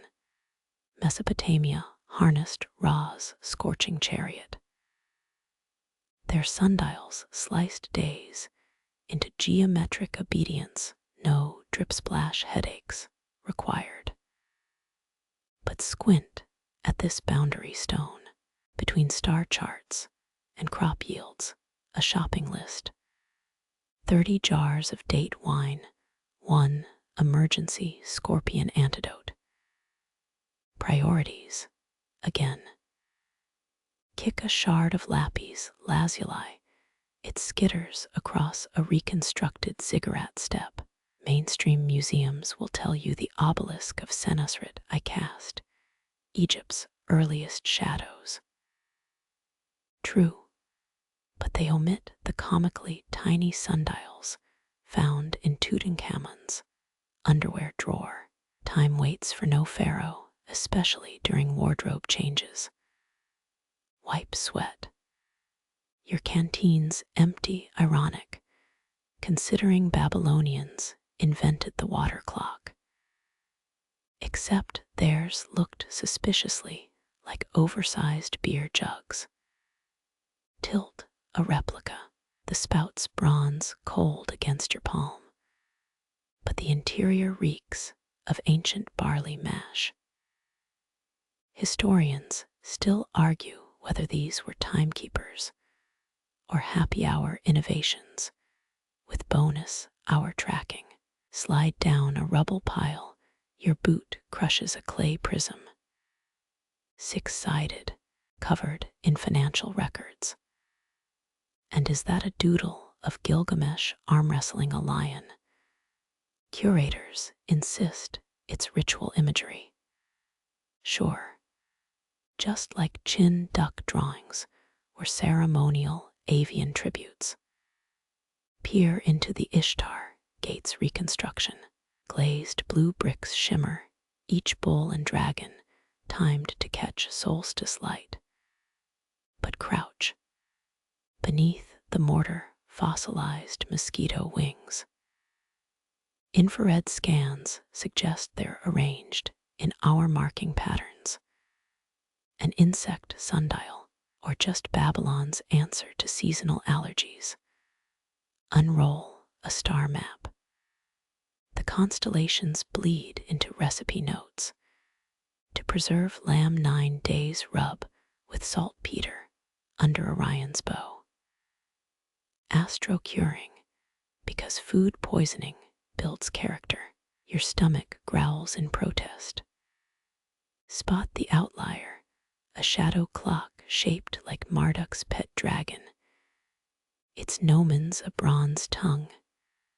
Carved memo, adjust angle for summer solstice, ORLs, even gods needed performance reviews.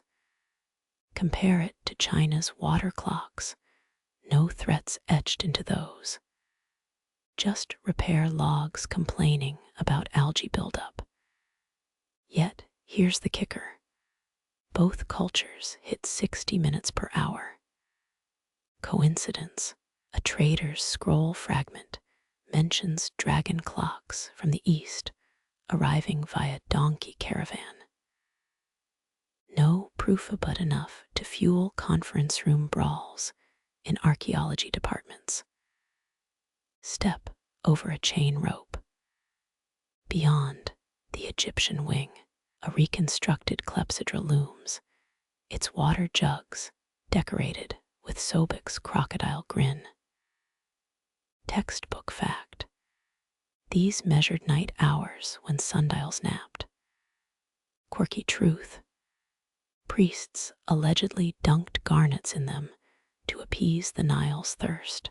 Results: pink-tinged water and clogged filters. Brush fingertips across a star clock, its alabaster surface pocked by 13 mysterious holes. Lunar calendar. Senate game board. The label says ritual object, always the catch-all, for we have no fracking clue. Pause at a mural of Cleopatra's court. Linen-clad maidens hold perfume burners. Scrolls describe dripping, scent clocks in her palace, saffron, and myrrh marking hours via fragrance shifts. Genius, until a sneeze resets your schedule. Squint at a stone slab. Carved hands point to weird angles. Early Salvador Dali, MEET, S Chinese letter, Chinese letter, Chinese letter, Chinese letter. Marginal note. Insert stick here when ISIS tears fall. Instructions unclear, your umbrellas in the hotel. Compare Egypt's star-aligned temples to China's incense grids. Both sought cosmic harmony, one through Ra's rays, the other via smoke signals to Shangdi. But nobody's sure which system annoyed more astronomers. The answer's carved into a Memphis stela. To the idiot priest who moved the sundial, may set bite your toes. Your watch beeps. 6 p.m., Babylon's twilight hour, when shadows blurred into demon time. Guards usher you out. But linger. That display case by the exit holds a Han-era incense, spoon next to a Babylonian oil lamp timer. Cross-cultural buddies or stolen goods. The security camera winks silent as a terracotta army duck. The gift shop's closing. By a sundial paperweight. Its gnomons crooked. Fitting histories never straight. Moonlight filters through your bamboo paper window, each pane stamped with hour markers from a forgotten rural past. You're not in Babylon's baked brick chaos anymore. Here, where peasants tracked time through hollow stalks, dawn arrived when dew filled the fourth bamboo segment. No gears, no incense, just patience and morning's condensation. Crack open a replica tube. Its inner ridges mimic those found in Zhejiang province digs, 6 sections, each collecting night's breath until gravity declared the hour. Mainstream museums display these as primitive drip vessels. Touch the grooves.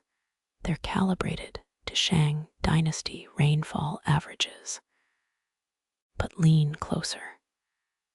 Those blackened notches near the mouthpiece. Folk manuals suggest farmers inserted hot pebbles to accelerate evaporation on dry nights. A peasant's cheat code until the bamboo split mid-ritual. Your sandal squelches in mud. You've wandered into a reconstructed rice paddy, its perimeter lined with dew-catching tubes. Historians still argue whether these were true timekeepers or just irrigation spouts moonlighting as chronometers. Scroll fragments hint at a darker use, messaging systems for smuggling rice wine. Fill segment 3 by midnight meet at the crooked pine.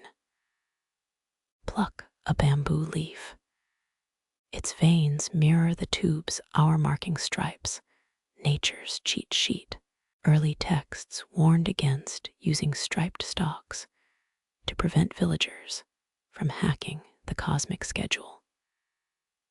Spot the child's sandal wedged between stalks. Excavation reports mention tiny footprints fossilized near bamboo clocks, likely apprentices tasked with dawn patrols. Imagine the tantrums when dew arrived late. A reconstructed hut looms, its ceiling strung with bamboo pipes. Morning light glints off water droplets inside. Calculations suggest a 3-hour variance between these and palace water clocks. Emperors called it mandate of heaven. Farmers called it another tax loophole. Pry open a mildew-scented manual. Diagrams show bamboo grids tracking seasons via dew viscosity. Summer droplets fell faster. Winter's sluggish beads required longer tubes.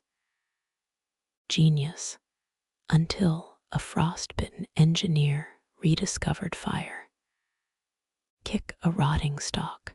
Hundreds litter the simulation's edge, discarded after developing fungal alarms. Certain molds exploded at specific moisture levels, ringing clay bells. Effective until spores invaded the grain stores. Notice the ceremonial scratches near each segment. Anthropologists identified them as prayer marks for agricultural gods. Cynics claim their inventory tallies for illegal cricket fights. Your canteen sweats, a modern echo of bamboo timekeeping.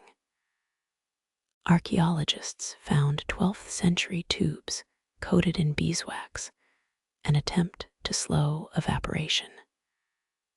Results: better preservation, and the first recorded bee uprising in Henan province. Squat beside a splitting rock. A dew-catching bamboo stand once anchored here, its creators, unaware their primitive system shared math with Mayan rain calendars. Coincidence? A Jesuit missionary's diary mentions hollow sticks in Macau ports, the truths buried under 15 layers of dynastic propaganda. Wind whistles through the grove, a ghostly duet with your creaking bamboo sample.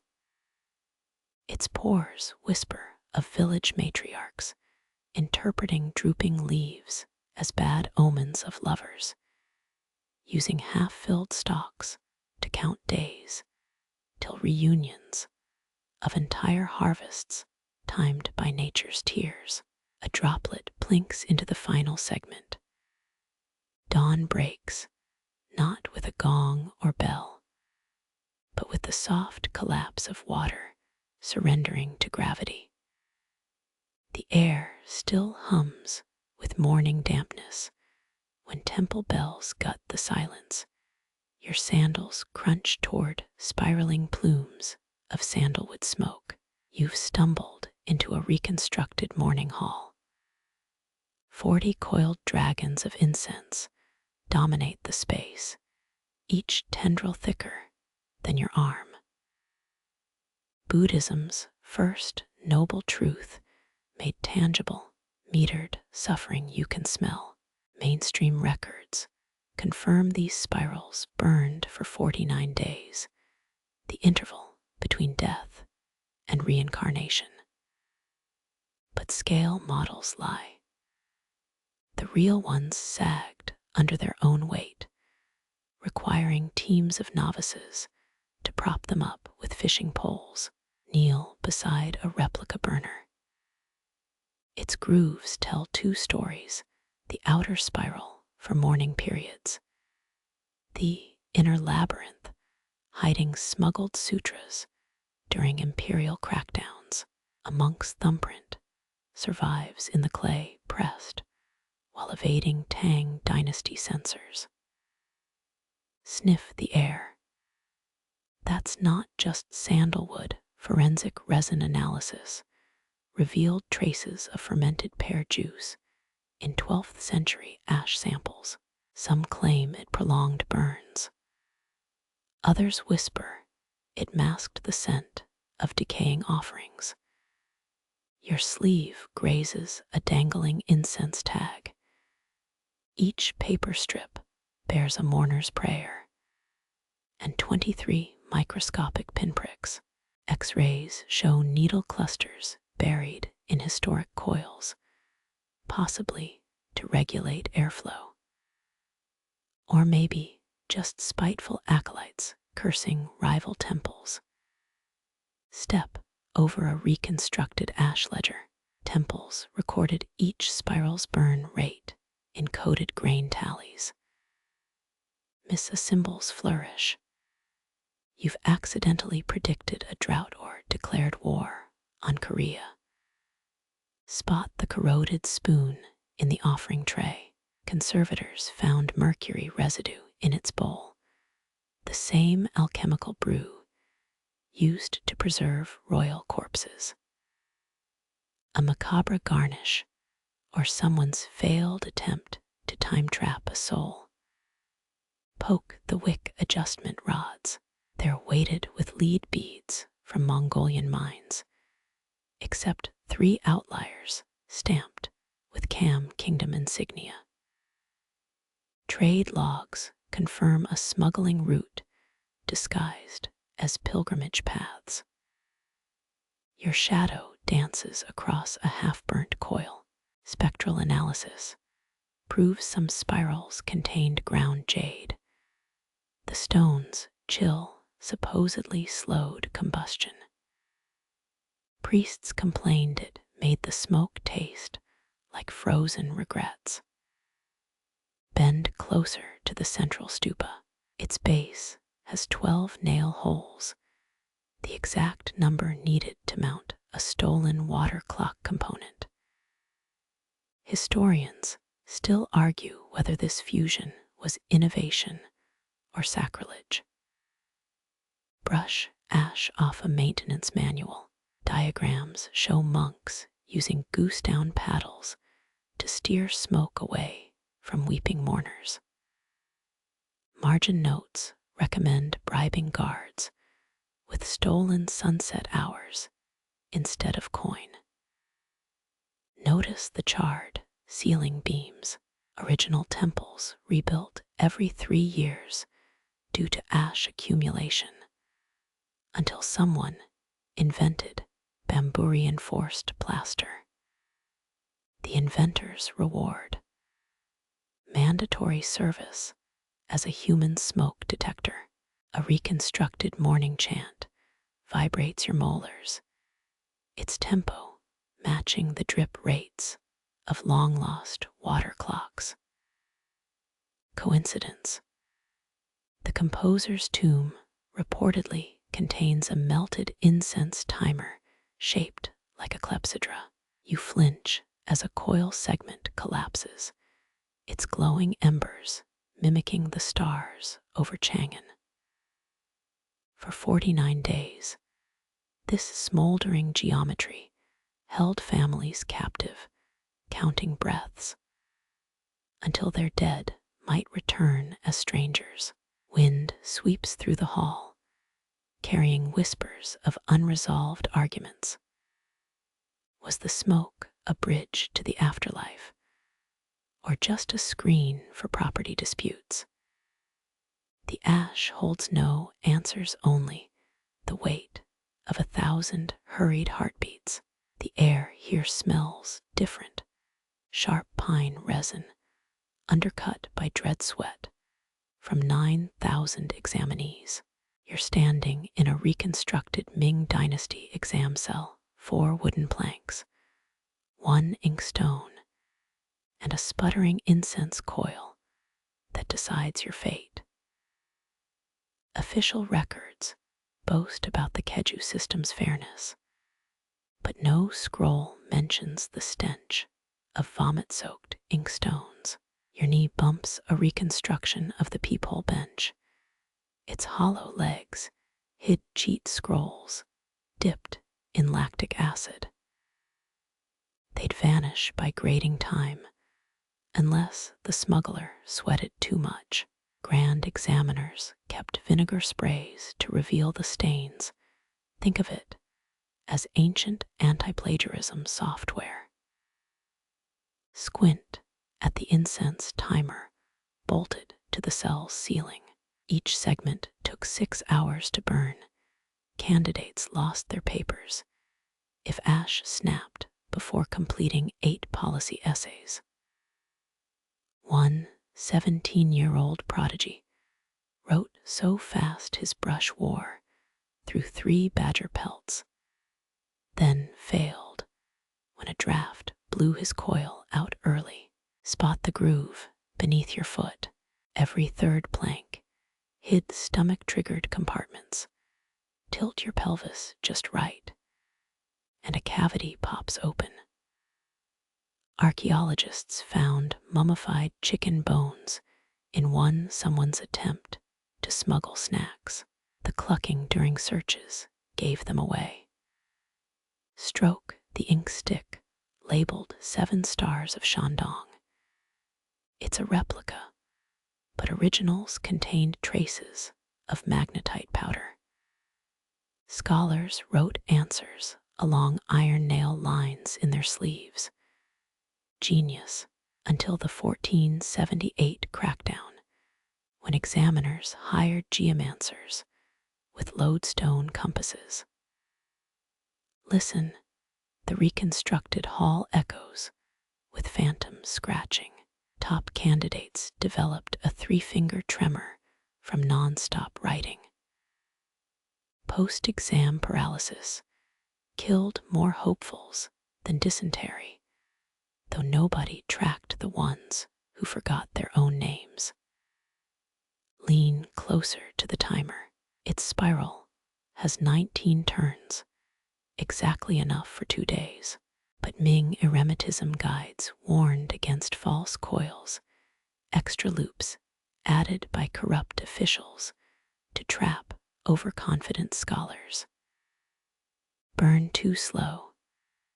You're accused of bribing timekeepers. Notice the charcoal smudges on the wall. Infrared scans revealed poems scrawled in human grease. Candidates' last words before flunking. One reads, "I came seeking laurels. The rats feast on my entrails instead." Flip the rice paper.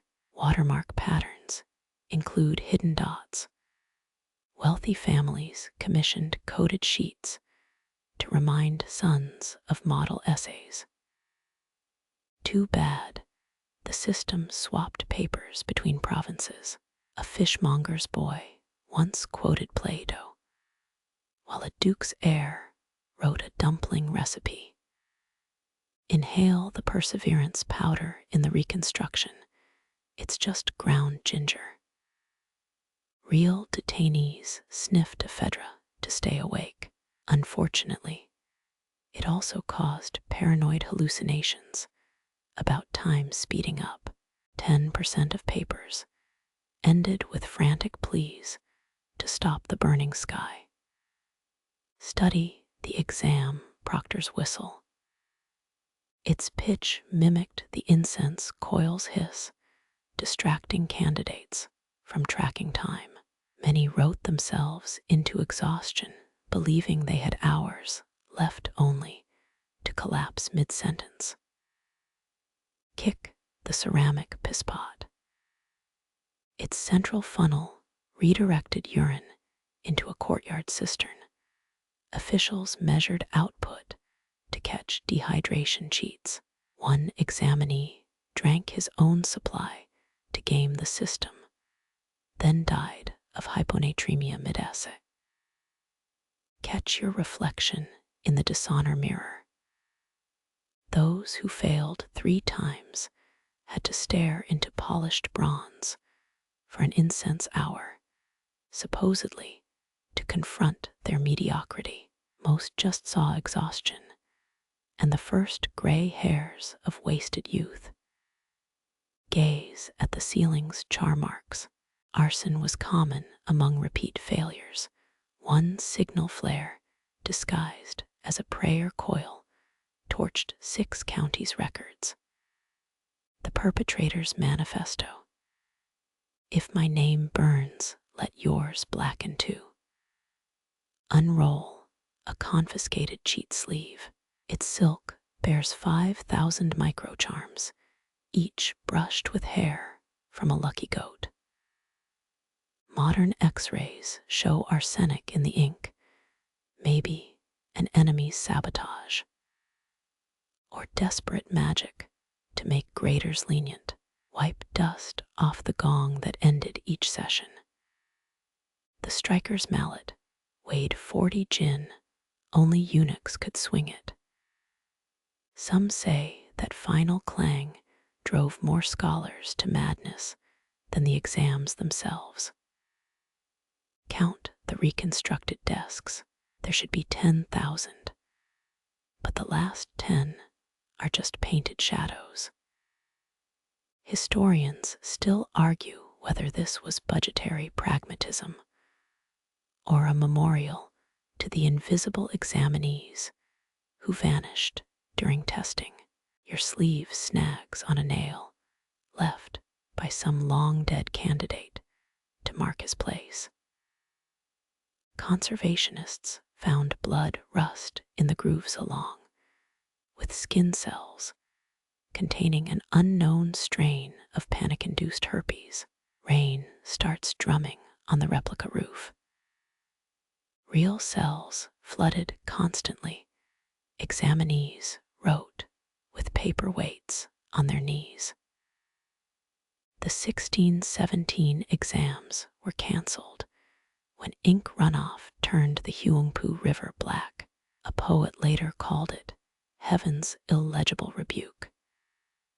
Step over a reconstructed ash ledger. Officials graded papers based on cohesion, then cross-checked burn rates for discrepancies. Too many elegant essays in fast-burning cells.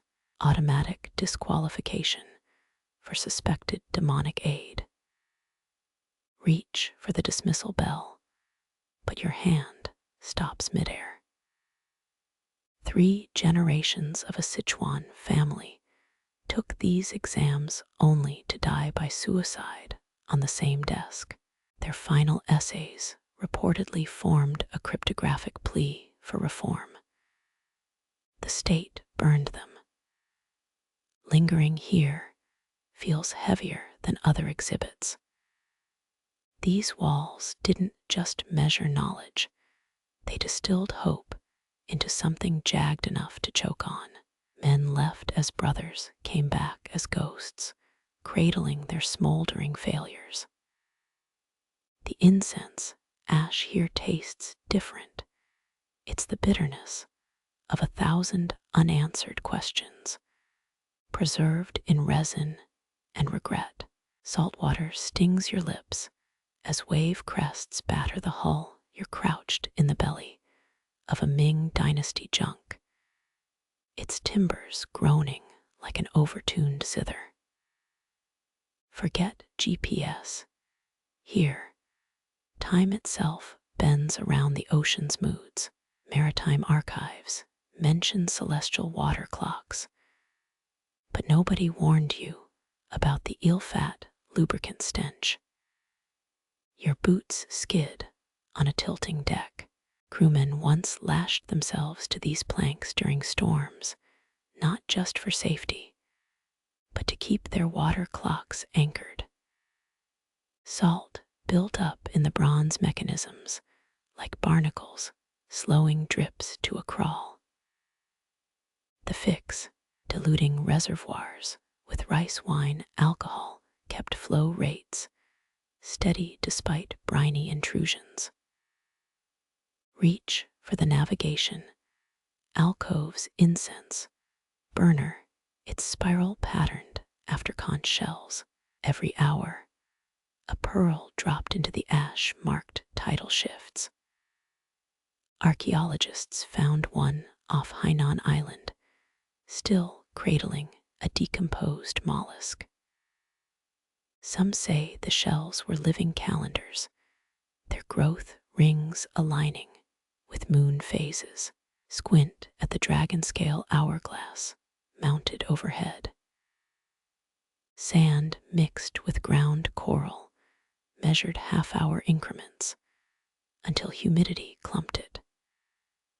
Clever captains substituted dried frog eggs until the snacks got hungry. Imagine timing your voyage by amphibian embryos hatching.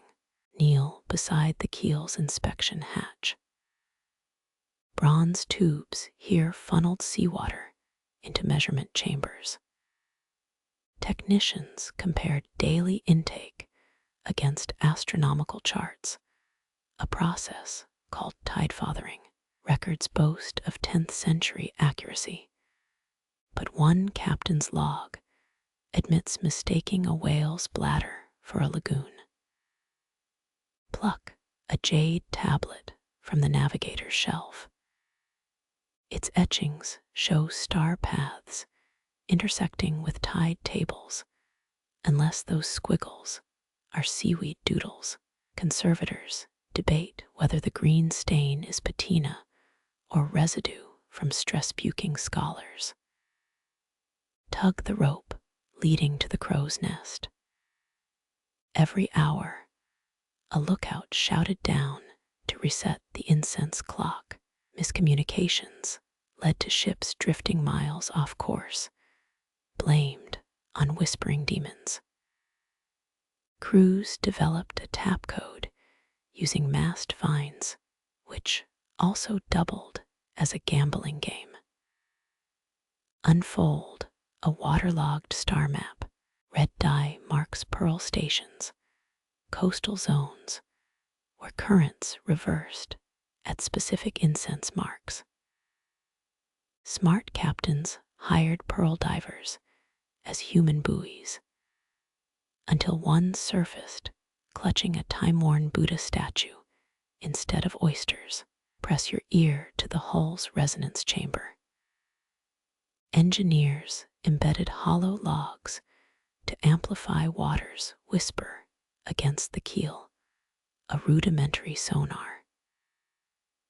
Night shifts required absolute silence, punishable by tying offenders to the anchor chain. Historians still argue whether these listening tubes detected storms or just collective paranoia. Inhale the fading musk of centuries-old ginger root. Navigators chewed it to counter dizziness while reading water clocks. Cheaper ships used pickled radish, resulting in so many overboard vomit incidents that fishing fleets followed junks for easy meals. Spot the notches along the rudder pole. Each groove represents a voyage, calibrated by tide tracking incense. The deepest mark, a failed 1421 expedition where sailors burned the entire cargo of sandalwood to keep clocks running during a typhoon. They returned with 12,000 incense ashes and 0 spices. Wave your hand over the compass platform. Its lodestone floats in a brine-filled trough. Saltwater improved alignment accuracy. Paranoid captains added silver filings for moonlit guidance, which just gave rats something shiny to steal. Grab the bucket of emergency sand. Monsoon seasons required swapping water clocks for granular timekeepers, except humidity turned it all into pottery sludge. A famous admiral once ordered his crew to piss on the hourglass daily, a hydration crisis masquerading as innovation. Study the navigator's inkwell. Black pigment contained iron filings to track the ship's magnetism against clock data. One overzealous officer tattooed bearings onto his arms, forgetting that sweat smears ink. His final course correction sent 3 ships into a reef. Trip over a warped floor plank. Underneath lies a compartment for moonlight condensers, copper bowls that collected dew as backup water sources. Thirsty crews often drank the supply, leaving clocks bone dry by dawn. Imagine explaining to the emperor that your fleet got lost because someone preferred hydration over punctuality. Unroll a moth-eaten sail fragment. Stains here aren't from weather, they're tea spills marking shift changes. Night crews dipped brushes in chamomile brew to log hours without whacking mates. The side effect: eternal insomnia from caffeine fumes. Poke the drum of haste near the stern. Beating it signaled urgent clock resets. Navigators who made false alarms got their rations cut. During lunar eclipses, it drummed nonstop, which explains why so many crews mutinied during celestial events. Your foot knocks against a fire brick box. Inside rested the all-important tide manual, pages stiff with wax seals against spray. Opening it required 3 officers, keys and less. You bribed the cook to melt the locks with soup. Squat beside the crew's gambling mat. Dice here have tide symbols instead of dots. Rolling a high water meant extra rice wine rations. Loaded bones carved from whale teeth skewed results, until someone's lucky streak attracted sharks. Brush salt crystals off a tarnished bell. Its chimes synchronized with the incense clock's pearl drops, or tried to. Storm season pitches turned harmonies into chaos. Veterans claimed discordant rings predicted drownings, but maybe they just hated the composer. Gaze at the captain's bunk, narrow as a coffin. He slept with a vinegar-soaked cloth over his face, not for rest, but to neutralize the stink of fermented chronometry failures. His pillow held a bladder of fresh water, emergency clock reserves that doubled as a drink stash. Run your finger along a carved mantra behind the helm. Time flows where the river fears to go. Poetic until you learn its vandalism by a crewman sentenced to clean bilge clocks for 6 moons. His rebellion, scratching philosophy into teak between pump shifts. The floor lurches as imaginary waves rock the exhibit.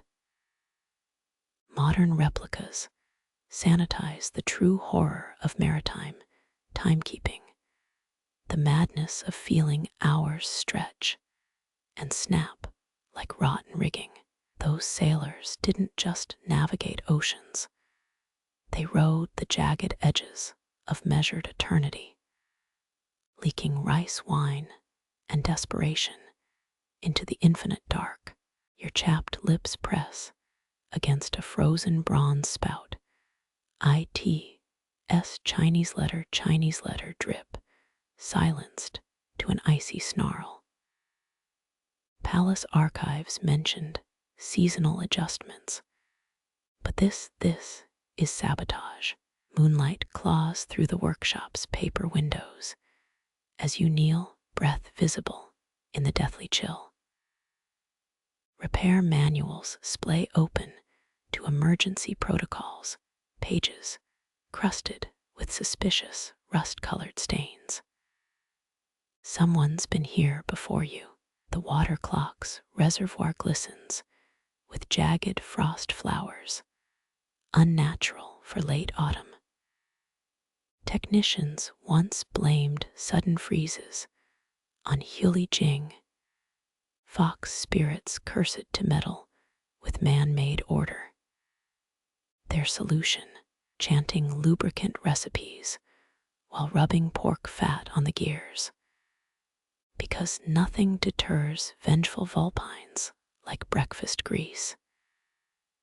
Reach for the manual's demon repellent chapter. Step 1.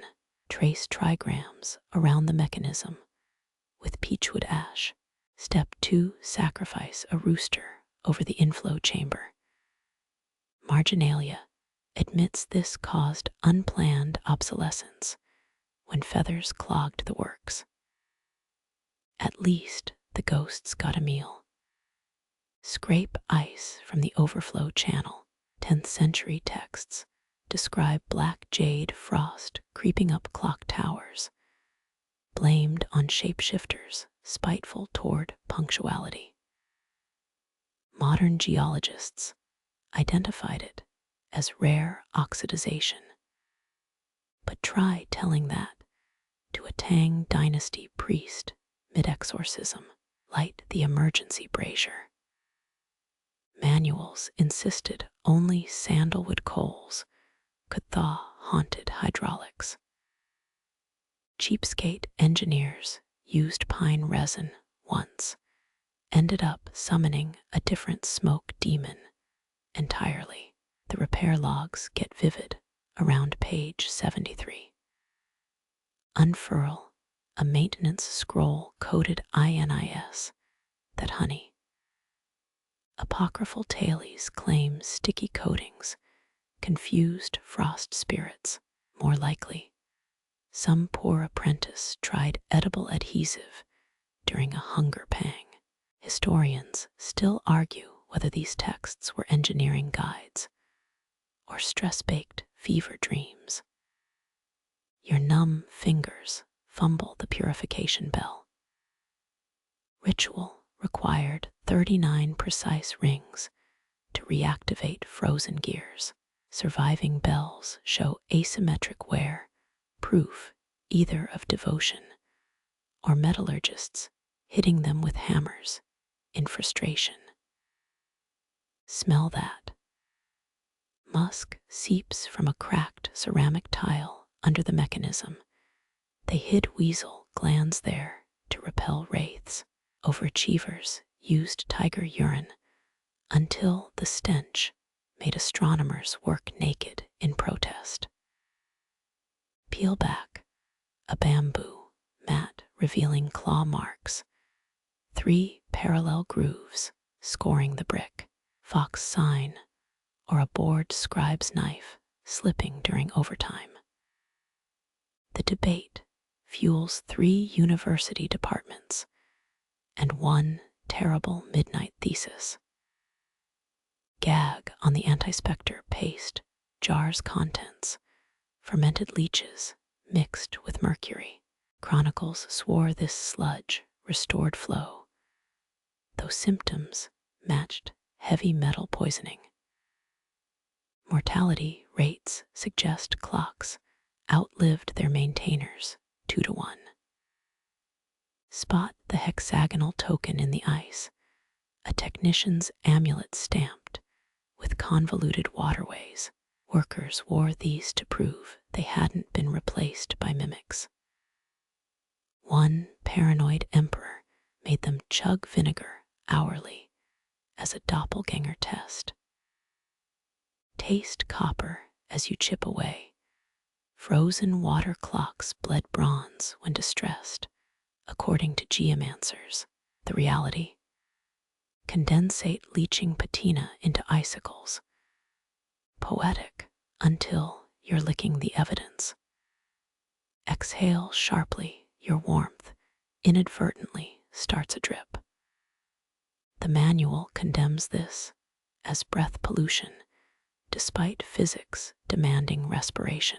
10 workers were demoted in 803 CE for sneezing near celestial clocks. One wrote a villanelle about it. Find the secret compartment jammed with mildewed dough, a spirit trap to lure frost demons into carbohydrates. The technique worked suspiciously well during famines. 3 dynasties covertly listed fox spirits as grain reserve contributors. Unearth a jade token engraved for emergency dismantling. Bureaucrats required 3 officials to witness its use, in case someone blamed convenient poltergeists for their shoddy craftsmanship. Wince as thawing water gushes onto your sleeves. Successful repairs demanded changing robes 7 times, each layer ritually burned.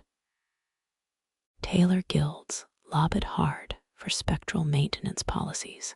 Even ghosts need lobbyists, apparently. Your reflection ripples in the now flowing water, a face framed by exhaustion and respect. Those technicians weren't just battling ice. They waged war against humanity's oldest foe, entropy's bored imagination.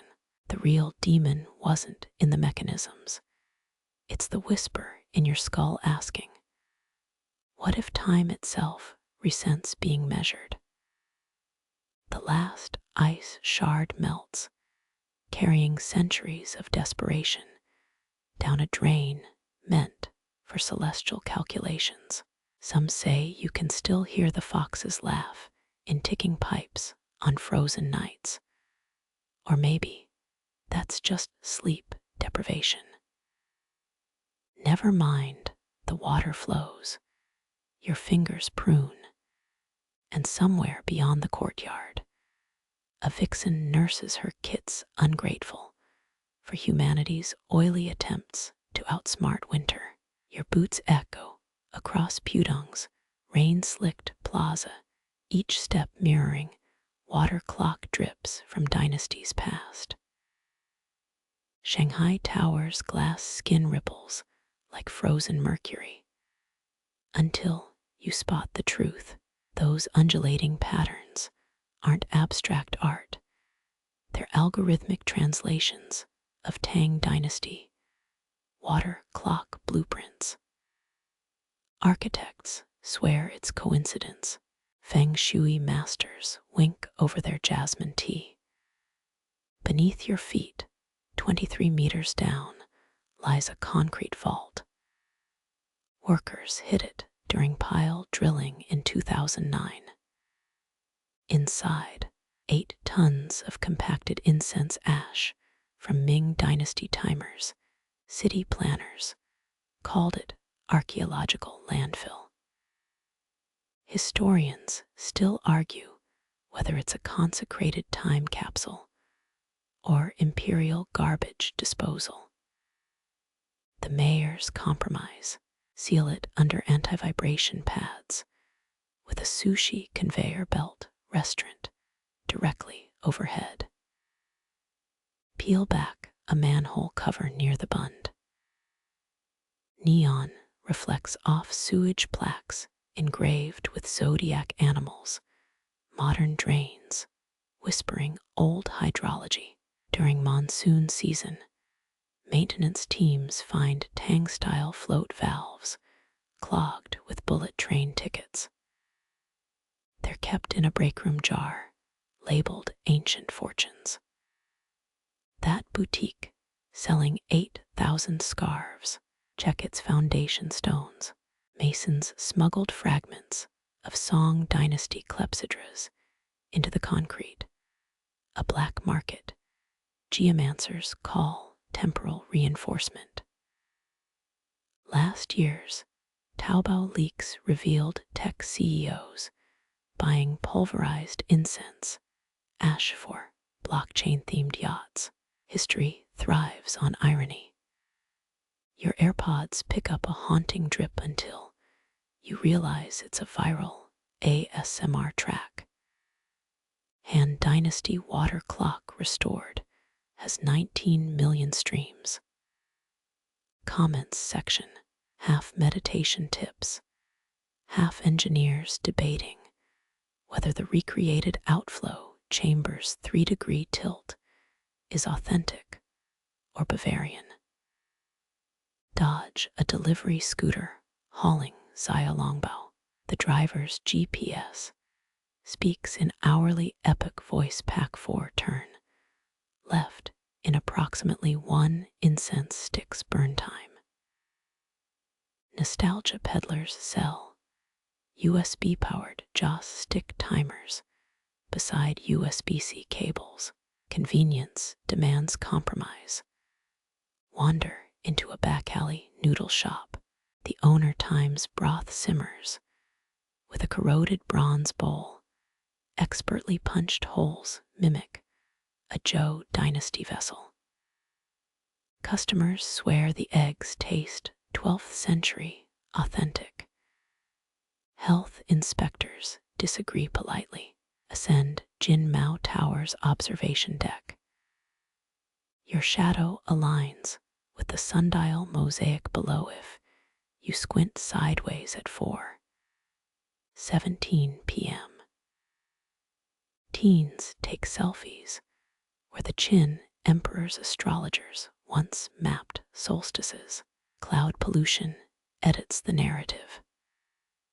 That vibrating hum under financial district pavers. Not subterranean maglevs, it's piezoelectric tiles harvesting footstep energy to power replica water clocks in the Urban Planning Museum. Docents call it karmic hydropower. The mayor calls it tourist bait. Notice the missing brick in Nanjing Road's clock tower. Urban legend says a disgruntled horologist stole it in 1997, replaced it with a resin fake containing dynasty-era silt.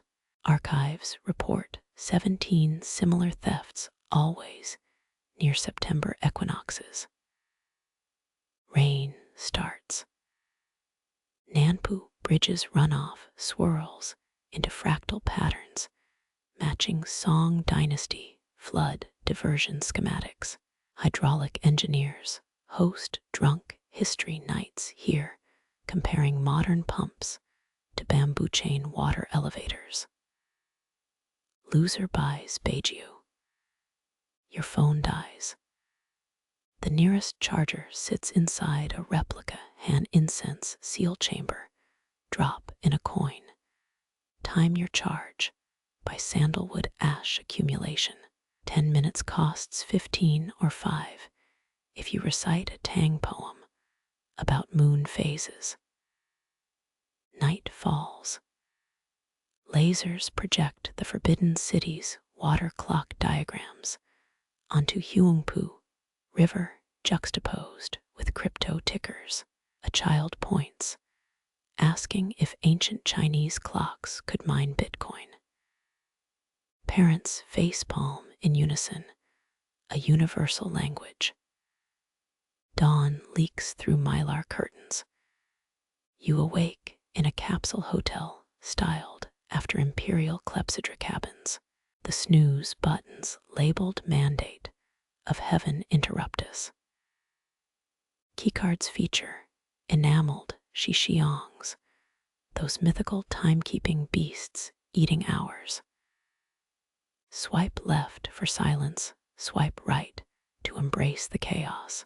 Taxis blast C-pop remixes of Three Kingdoms clockmaker ballads. One driver insists the original songs warned against mercury-based lubricants. You hum along terribly. He charges double. Pudong Airport's departures board flashes delays as incense burn retardation units. A Brit complains his flights pushed back 7 jaw sticks. A grandma laughs. She's knitting a sweater with eclipse prediction algorithms. Connectivity wears many masks. As your plane ascends, Shanghai shrinks into a circuit board of light and shadow. Somewhere below, a security guard restocks museum incense, while a tech bro meditates with a jade Clepsydra app. Timekeepers have traded bronze for silicon, but still chase the same illusion, that sweet, fleeting lie of control. The ash layers remain. The rivers keep rewriting their schedules. And you order tomato juice. Its acidity perfect for dissolving the aftertaste of temporal vertigo. Your boots brush softly across Pudong's glistening plaza. Each step a faint echo of water clocks that measured hours for dynasties long gone. Shanghai Tower's lights shimmer through mist, those rippling patterns. Digital echoes of Tang Dynasty, engineers perfecting copper overflow chambers. Some call it coincidence. Others murmur of city planners leaving coded tributes in glass and steel. Deep below, under sushi restaurants and anti-vibration, foam 20 tons of Ming-era incense ash sleep in poured concrete. Historians still debate whether it's a sacred offering or palace leftovers from centuries past. The city hums above, unbothered, ever forward. Follow neon trails along the Bun's gutters. Zodiac animals guard drains, where Tang-era float valves catch subway cards now. A maintenance worker's lunchbox holds fragments labeled olden fortunes, plastic tokens of our impatient age. Inside boutique walls a crumbled Tang Dynasty pottery, kneaded into foundations, geomancy smuggled into progress's blueprint. Time folds here. CEO's yacht parties scatter incense dust that once marked midnight for emperors neither of you knew.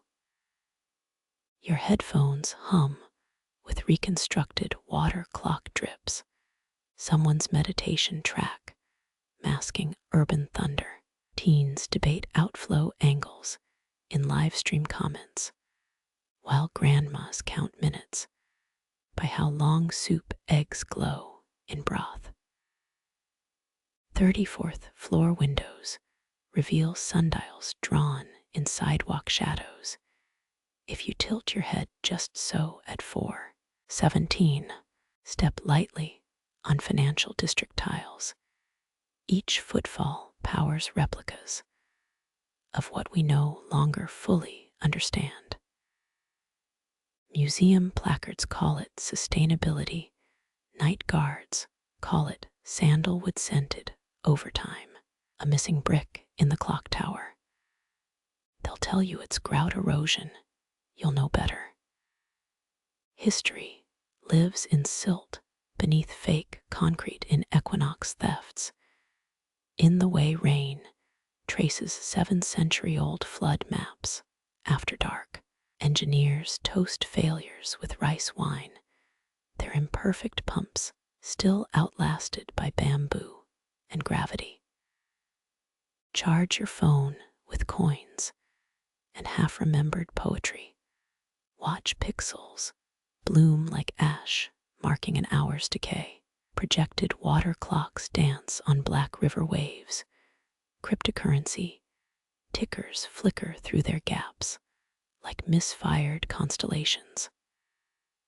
A child asks if antiquity had algorithms. You smile at parents, weathering another why. Storm, morning finds you in a capsule bed, shaped like an emperor's timekeeper. Snooze button, renamed mandate of heavenly snooze. Keycard beasts gnaw minutes quietly. You choose silence today. Planes rise through peach dawn smog. Below security guards dust replicas, while apps monetize moon phase chants. Tomato juice cuts through the metallic taste of centuries, compressed into touchscreens. The ash settles, the rivers keep their silent vigil, and you simply breathe.